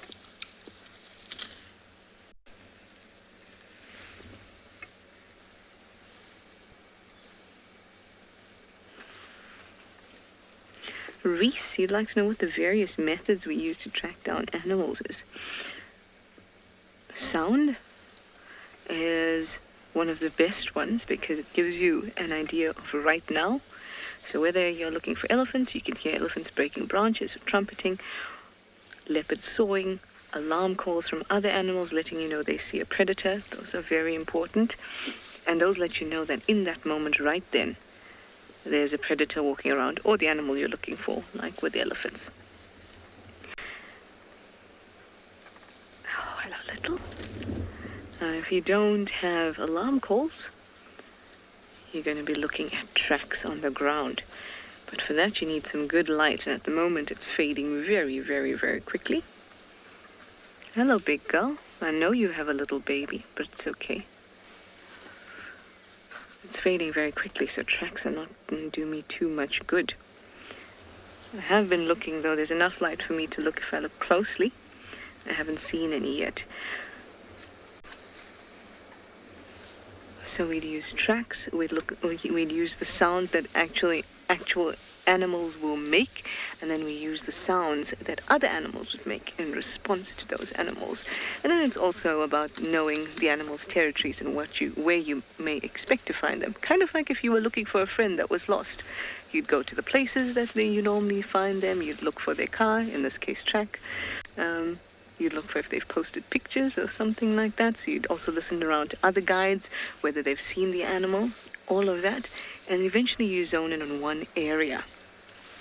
And then that area can lead you to something as long as you look properly. But I think we're not going to be able to see Tlalamba tonight. I thought it was Tlalamba. Instead, we have at least a somewhat view of the elephants. It's just a butt. But thank you all for joining us. I'm sorry I couldn't give you a last-minute leopard, but thank you for your questions and your comments. We will see you in the morning for Sunrise Safari. Bye for now.